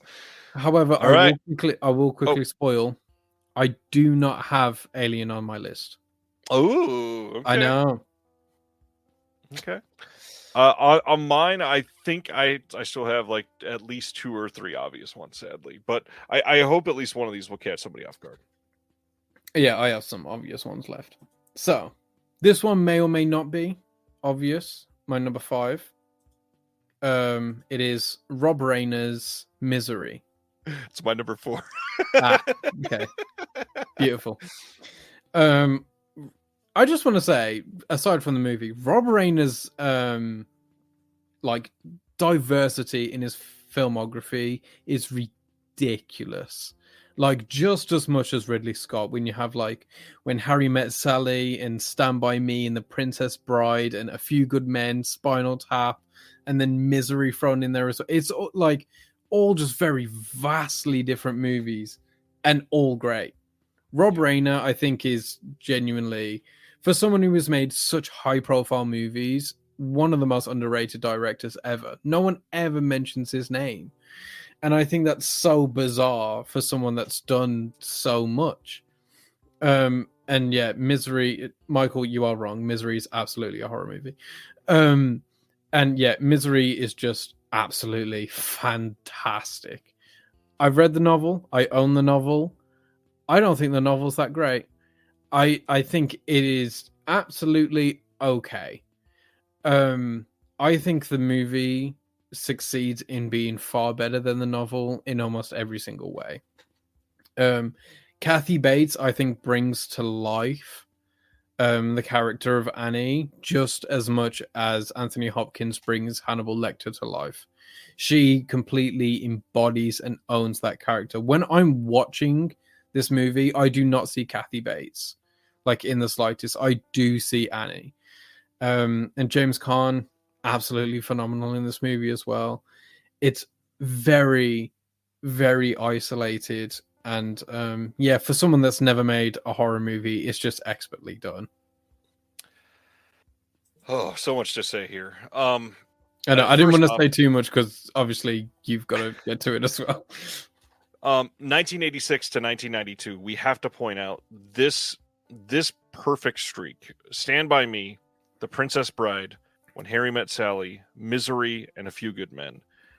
The fact that you can make all of those back to back to back without faltering is insanity. And to do those in such a short period of time is even crazier. To do those like when you are literally at the age, like, your kids are coming up right around then. You are raising a family and you're making literal masterpieces forever at that time. Honestly, if you love The Sure Thing, you could extend that obviously to Spinal Tap, but I feel like The Sure Thing is a lot lesser than the rest of those. But I mean, that period is crazy for Rob Reiner. This movie is amazing. And one thing, you obviously talked about the two characters, which is 92% of this movie at the very least. As somebody that is, I've talked about this on the show before, so if I've repeated it, I apologize. As somebody that has had surgery on my foot 2 different times, and not just like cosmetic surgery or something like that, but very deep, we're breaking some of your bones, taking part of your foot out surgery. And I have had multiple injuries happen in recovery of those surgeries. This movie is scary as fuck. To think like I am in so much pain that I can't even leave the room and this woman is going to murder me. Holy shit, this movie gets it right. Like him struggling to go 4 feet and people watching this are like, just reach up and grab that. It's like, no, that's not how this works. He is in literal, like, crumbling below him pain, and your body just can't do that. This movie means so much to me. Love both of these performances. Kathy Bates, I don't know what it was, but there was a handful of movies that I watched when I was younger, like fucking Fried Green Tomatoes was huge when I was a kid.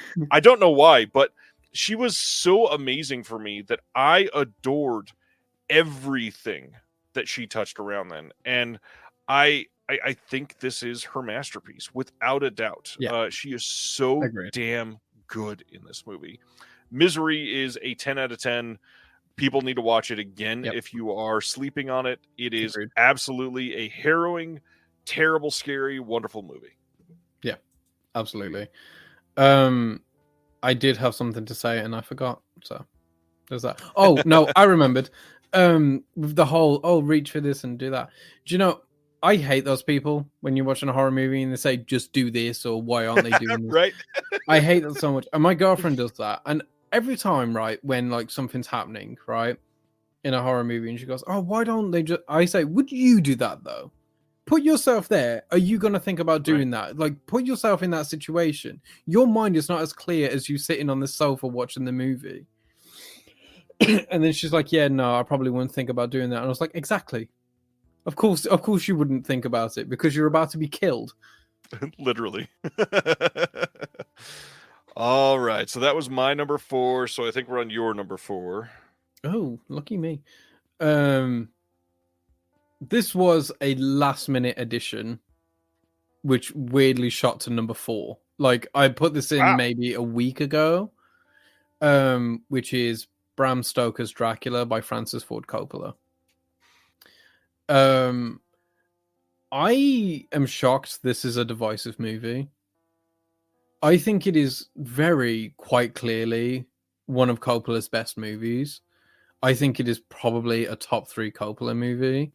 It might be my favorite. It is absolutely incredible. And yes, Keanu Reeves, I understand. Sure. But the problem is, he's not in the movie for that much. And he is not that bad. I don't know why people talk about Keanu Reeves like it's one of the worst performances of all time. It's like just a kind of bad accent the whole movie, but as you know, a British person, I don't care about it that much. I hear it and it's not even close to being one of the worst accents I've heard in film. People talk about it like it's Don Cheadle's from Ocean's 11. Like it's passable, it's fine, but everything in the movie just works. Anthony Hopkins works in this movie. Gary Oldman obviously works. The style of this movie is unreal. Like, I would say this is Coppola's best looking movie by a mile. Just every frame is so perfectly crafted. Like, it could easily be mistaken for a Kubrick. It's just beautifully put together. And yeah, I can't believe this is as controversial as it is. I love this movie. Definitely top 3 and maybe my favorite Coppola as well. I don't know. I don't know if it's because I saw it before other Coppolas and it means more, whatever. I adore this movie. It's great. Good choice. Thank you.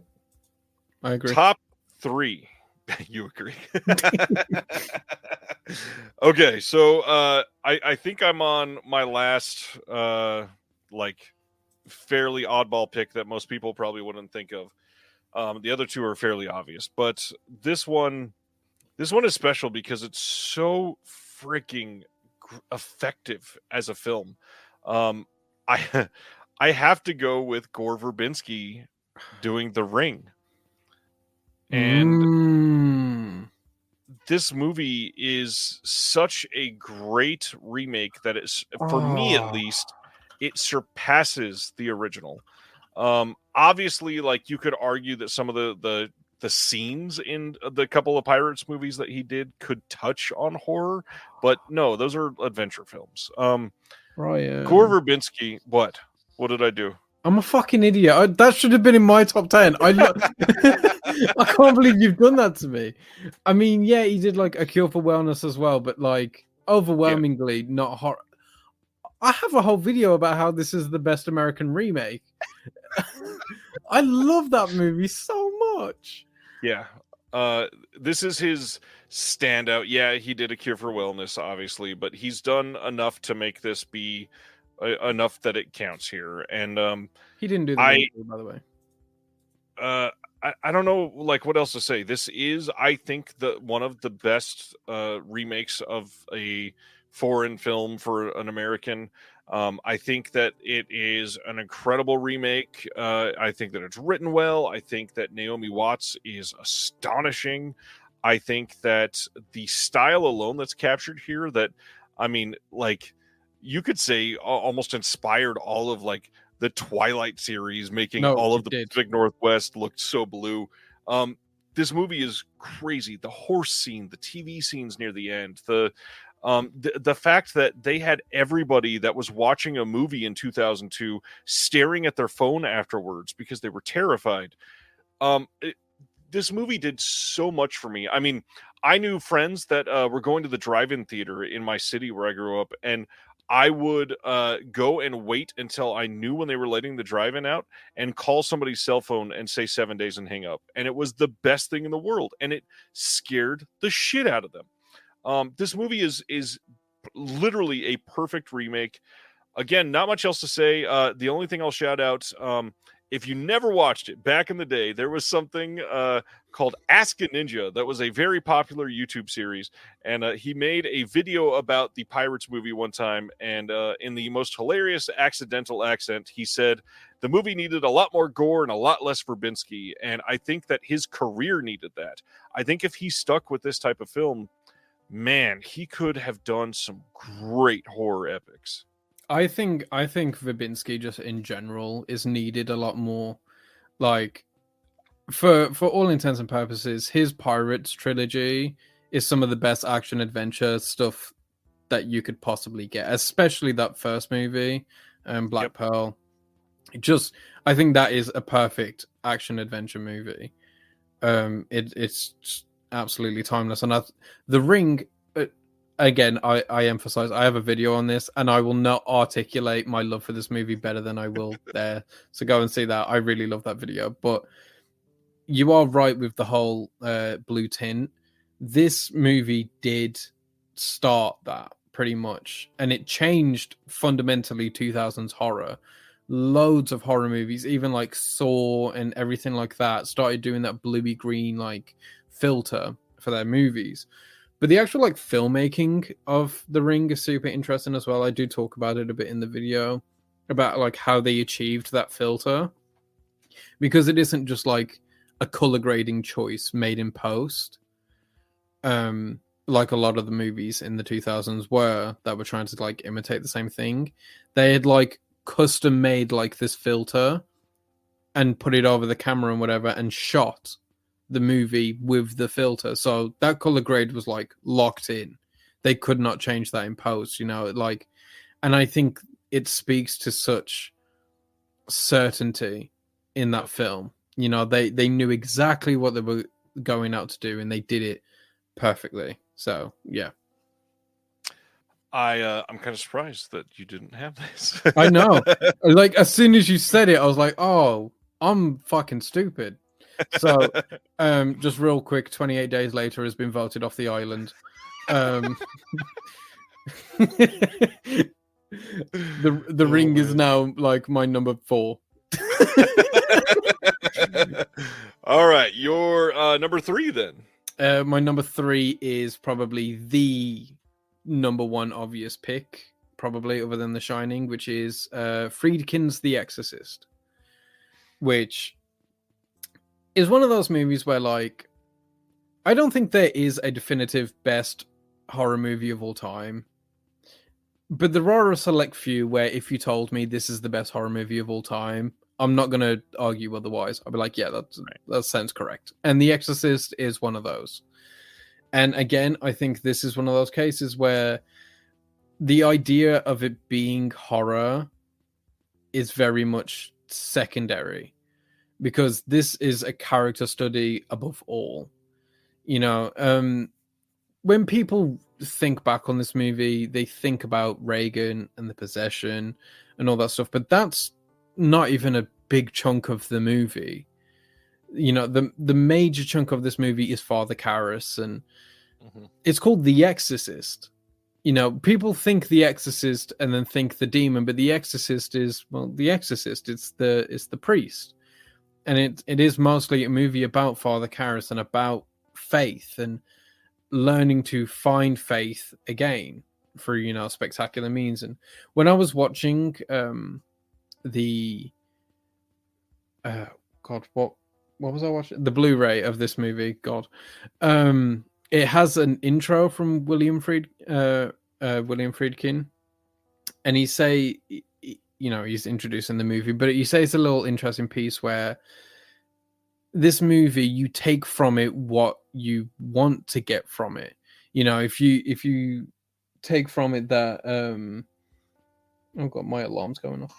This is my work alarm.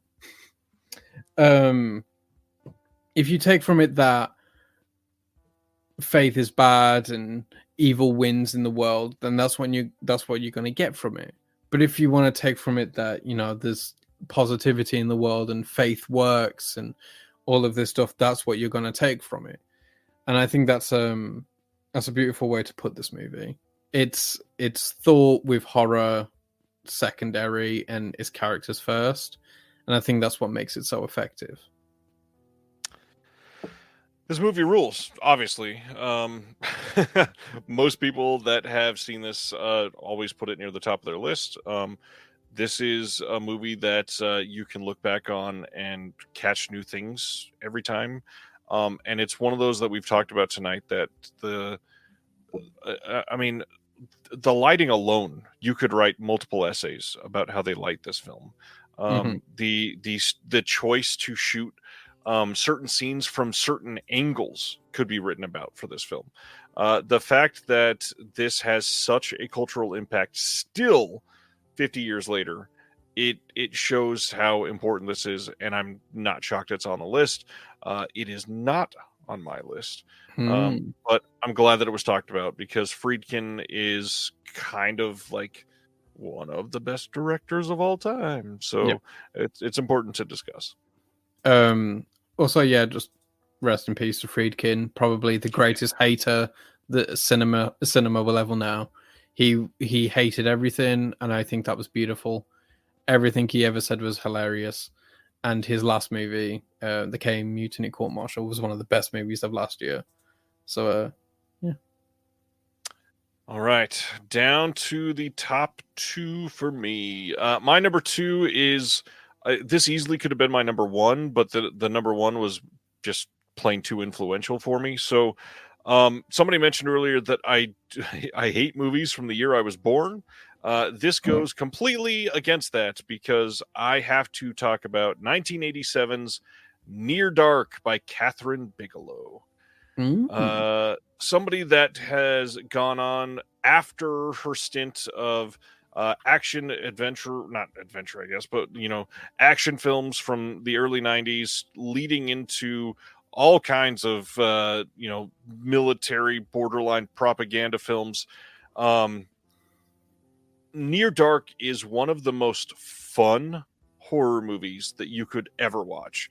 The only thing I will say about this is the beginning is slightly meandering compared to the rest, but it still does great, because it you know, establishes our characters in exactly how we need to have them established. But then the moment that it gets going, this movie is off to the races, and it mixes a vampire story with the Western in the best possible way. There are so many scenes. The bar scene is incredible. So many of the scenes that are lit with fire in this are just great. The cast here, I mean, Bill Paxton and Lance Henriksen obviously steal the show because Yeah. they're Bill fucking Paxton and Lance Henriksen. But I mean, the fact that she was able to essentially steal a cast from James Cameron Yeah. is incredible here. Everybody, when they're on screen, every single character in this movie feels like they have been acting for the last 60 years and are masters of their craft. I don't know what it is about this movie, but like everybody you can tell desperately wants to be a part of this and desperately wants it to succeed. This movie is so underseen by a lot of people nowadays because it's sort of hard to get to, but because it is underseen, watching it feels more special. And if you have not seen it ever or in a long time, this is a must watch, and desperate to get that rumored Studio Canal 4K that they've been teasing since like 2020. What has been going around on Blu-ray for years for this movie looks fucking atrocious for the first like 18 minutes of the movie. You can't see hardly shit, and everything about this deserves a really nice HDR color grading. Again, rest in peace, Bill Paxton. So many of these people attached to these, we're going to be saying that forever now because a lot of our favorites are just nearing the end of their life. But he was gone far too soon, and he's been a part of so many of my favorite movies, and this has to be on the list. Do you know, before you said that, I was about to say, like, one day we are going to have to, like, just as a, in the cinematic culture, have to have a conversation about Bill Paxton. Because he does not get talked about enough. Like, he really does not. Bill Paxton's career is insane.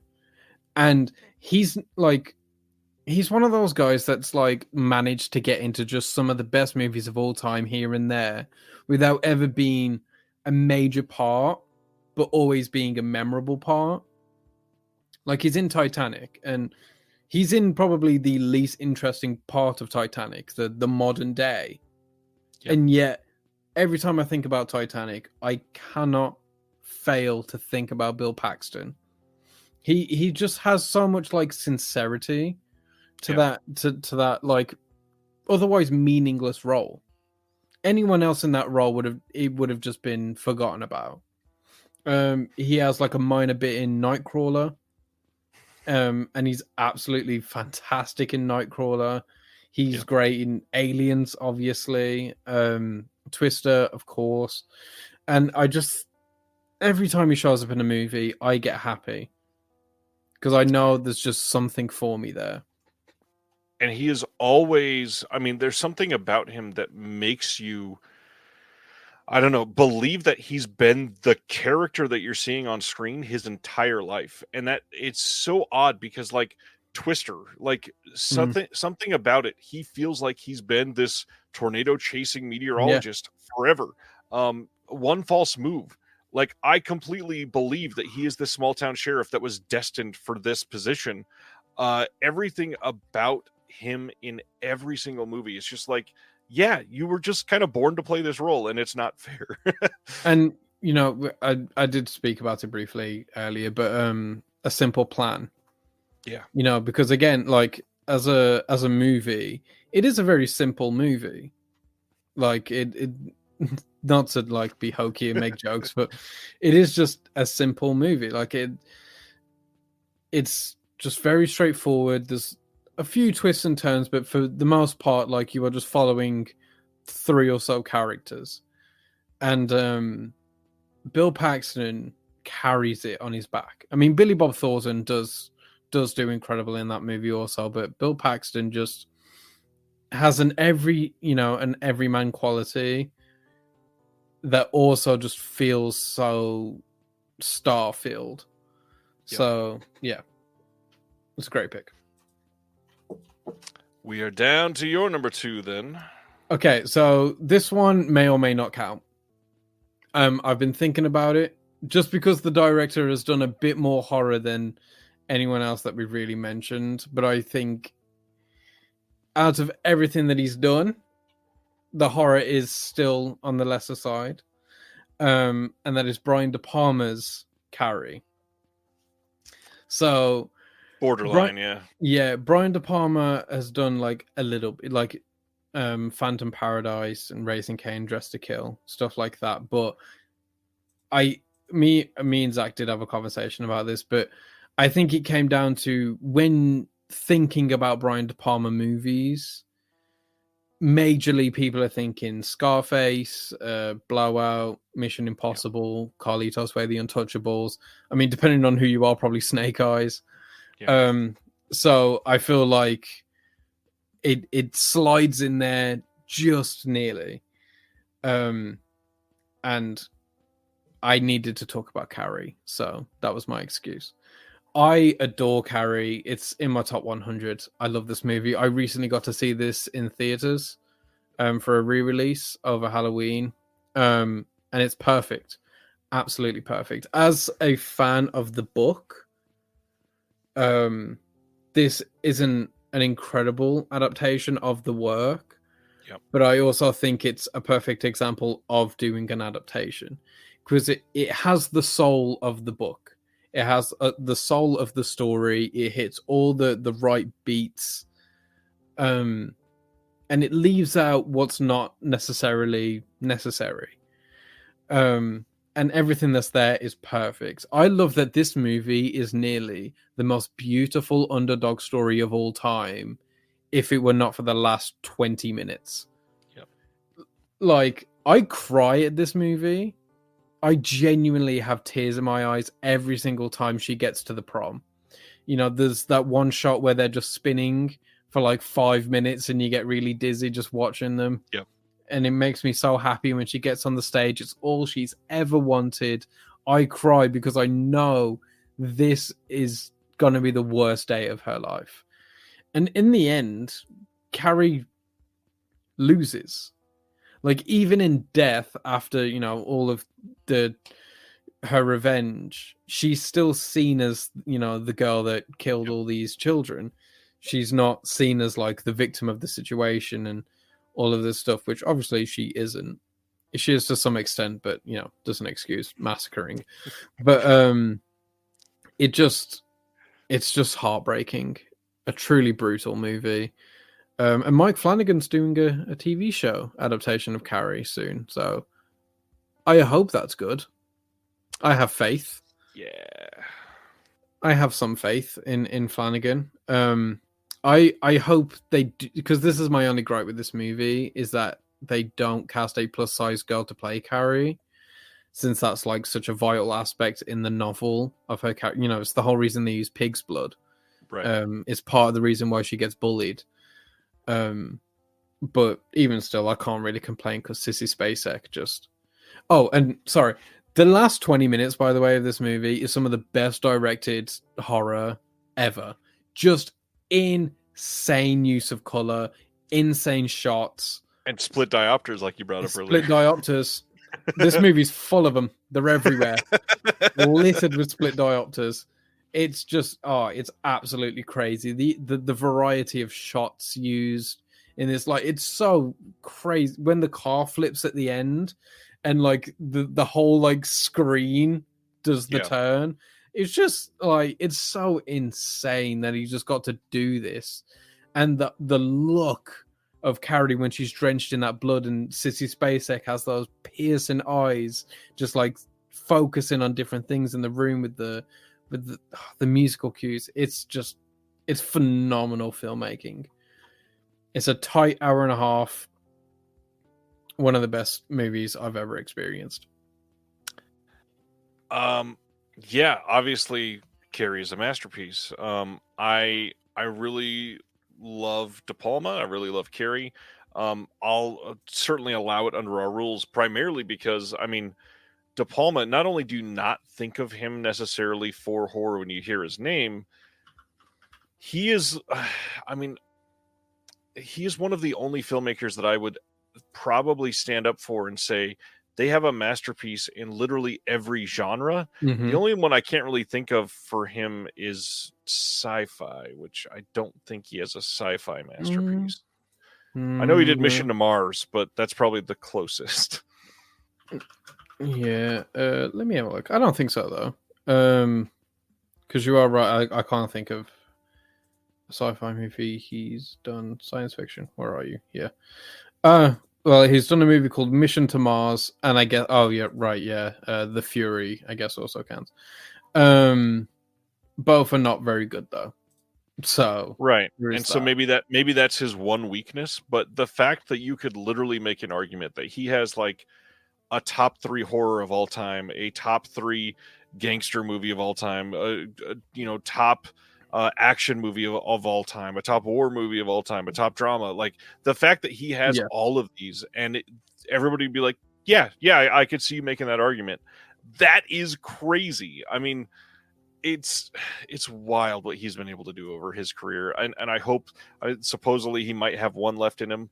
I hope that he ends on a high note if it's truly his last one. And shoot, make it a sci-fi so I can say that it's in Yeah. everything. Also, he does have a rom-com, by the way. It's because they've just said it is a collaborative piece, but it's called The Wedding Party. It has Robert De Niro in it. It's from like 68 or 69. Yeah. It's not massively good either, but you know. Oh, come on, Black Dahlia is amazing. Yeah, Black I Dahlia love is Black good. Dahlia. What are you talking about? My wife, like, that's one of her favorite movies of all time. Yeah. All right, my number one. This is my number one, like I said earlier, because it is influential. This is the one I alluded to earlier in the night by saying it's one that I'd seen way too early and really got me into horror. And it is obviously an incredibly important movie. My mom, who is not in the chat tonight, she was here earlier though. This movie I watched with her. I don't remember how old I was, but we ended up watching the entire franchise together. And this first movie impressed me so damn much. I have to go with Richard Donner's The Omen.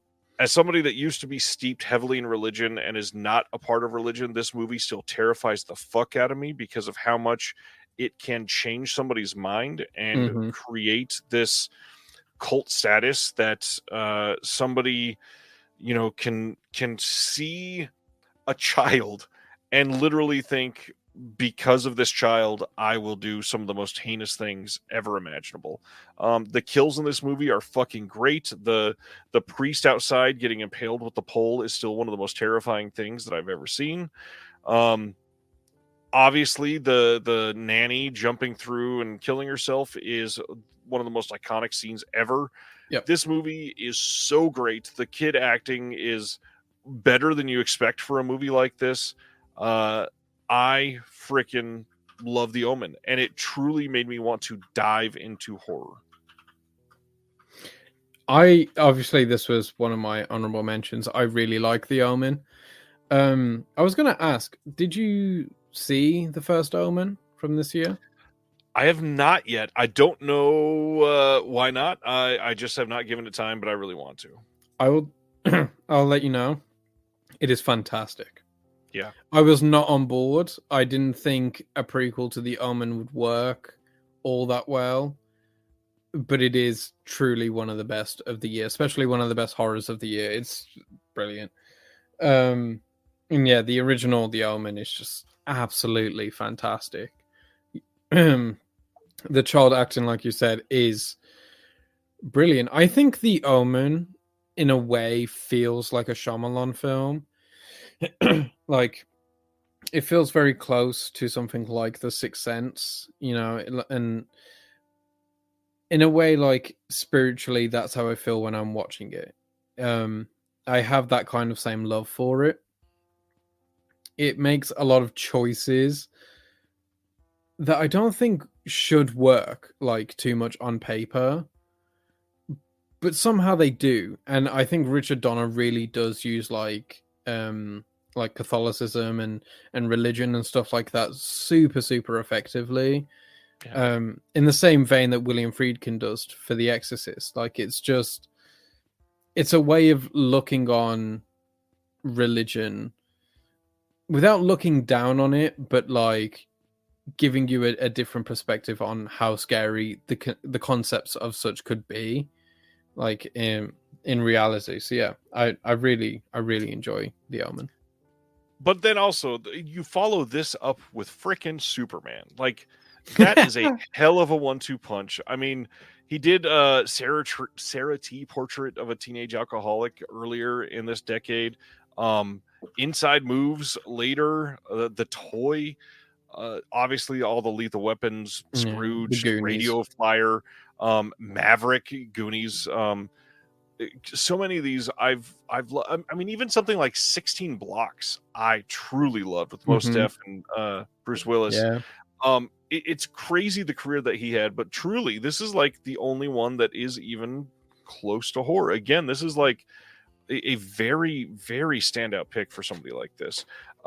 Absolutely love this. I think that it is one that holds up, and I really hope we do get a 4K of this soon. Yeah. Also, to Richard Donner's credit, my dad absolutely loves Scrooged. So, and I hate Scrooged. I'm not a big fan either. It's fine. All right, the final one. So, I told you I didn't have Alien on my list. And I don't. I do, however,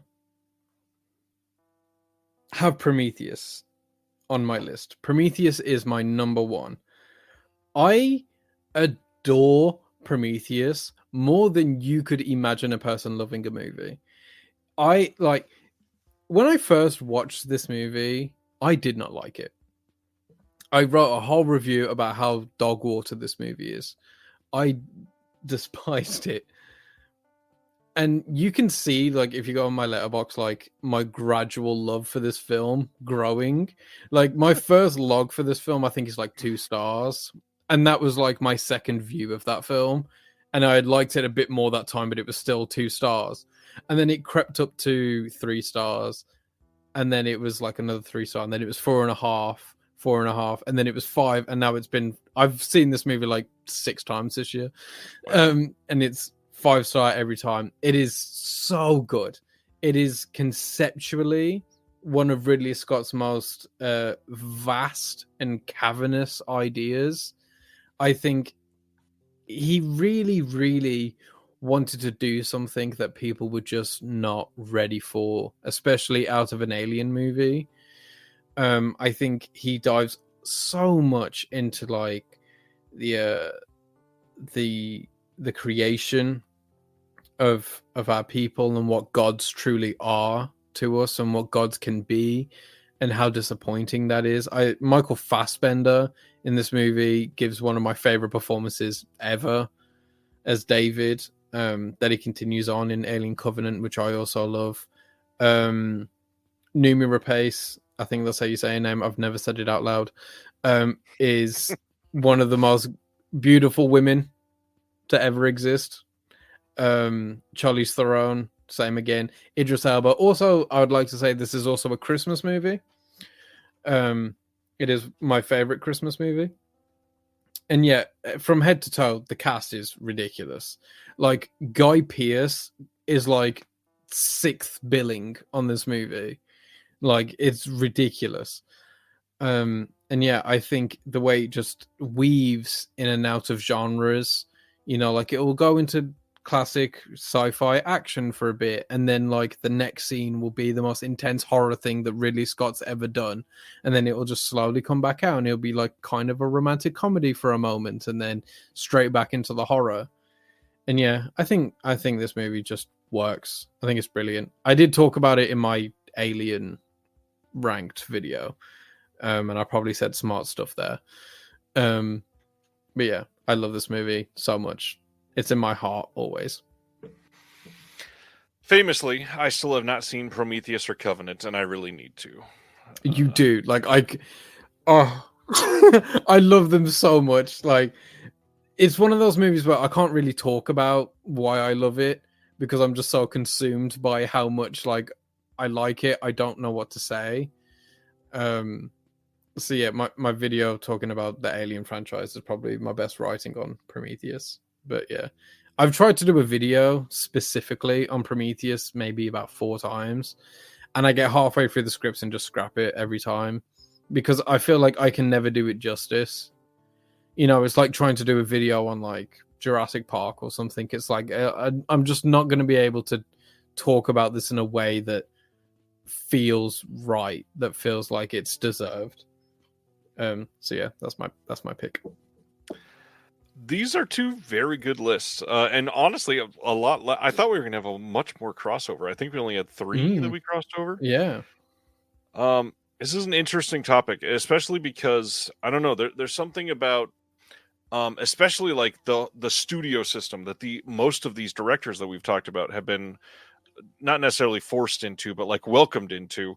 It is difficult to branch out sometimes to stuff like this, and to get somebody that is, I mean, not just established in a career be able to make a good horror film, but have somebody that's established and successful be allowed to go make a film like that is kind of difficult in many of these times to see. Like, some of these I could have easily seen, like Jonathan Demme not being allowed to do Silence of the Lambs, and they say, no, we got to go with somebody that's done horror that we can recognize.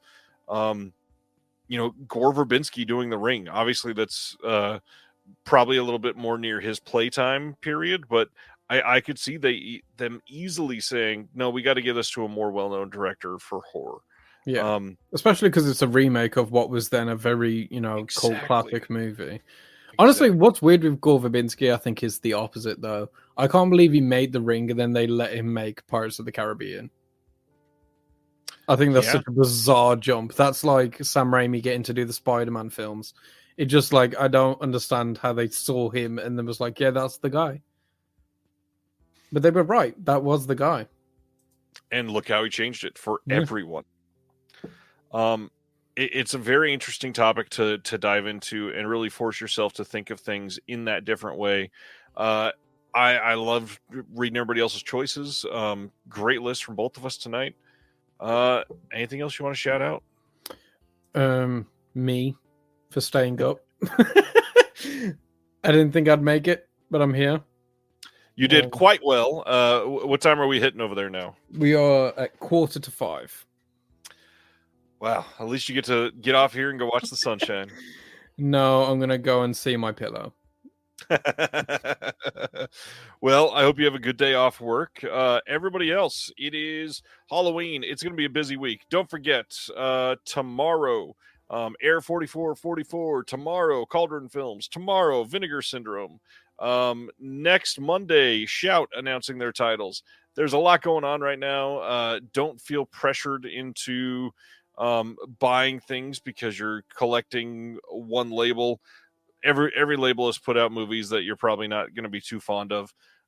Make good choices. I don't know what else to say. I sound like a mother hen leading somebody out there, but I don't know. It's been a rough week. I feel like I've had a lot of people questioning what they're doing, and I don't want you to feel discouraged by a lot of this. You don't need to buy every title. You don't need to feel pressure to get to a sale on a certain time, whatever.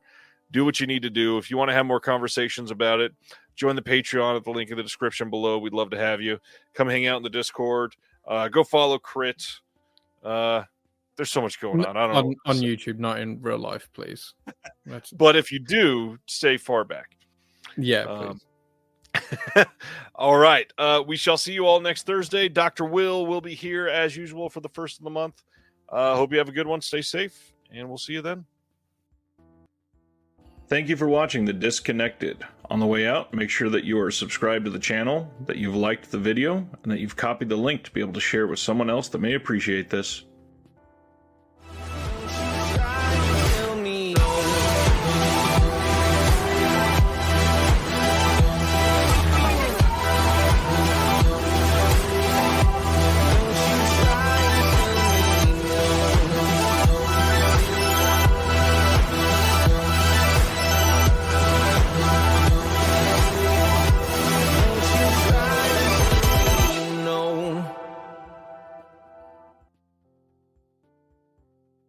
Hello! This is Matt. And Emily from Scarecrow Video in Seattle, Washington.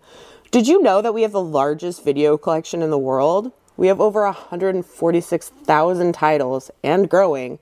That's over 3 times more than Netflix, Amazon, Max, and Hulu combined. Plus, Scarecrow now offers rent-by-mail service throughout the U.S., so check out scarecrowvideo.org for details. You can catch Emily and I, or Matt and I, if that was going to be you saying that, on our bi-weekly YouTube show, Viva Physical Media, for video recommendations and so much more. See ya! Bye!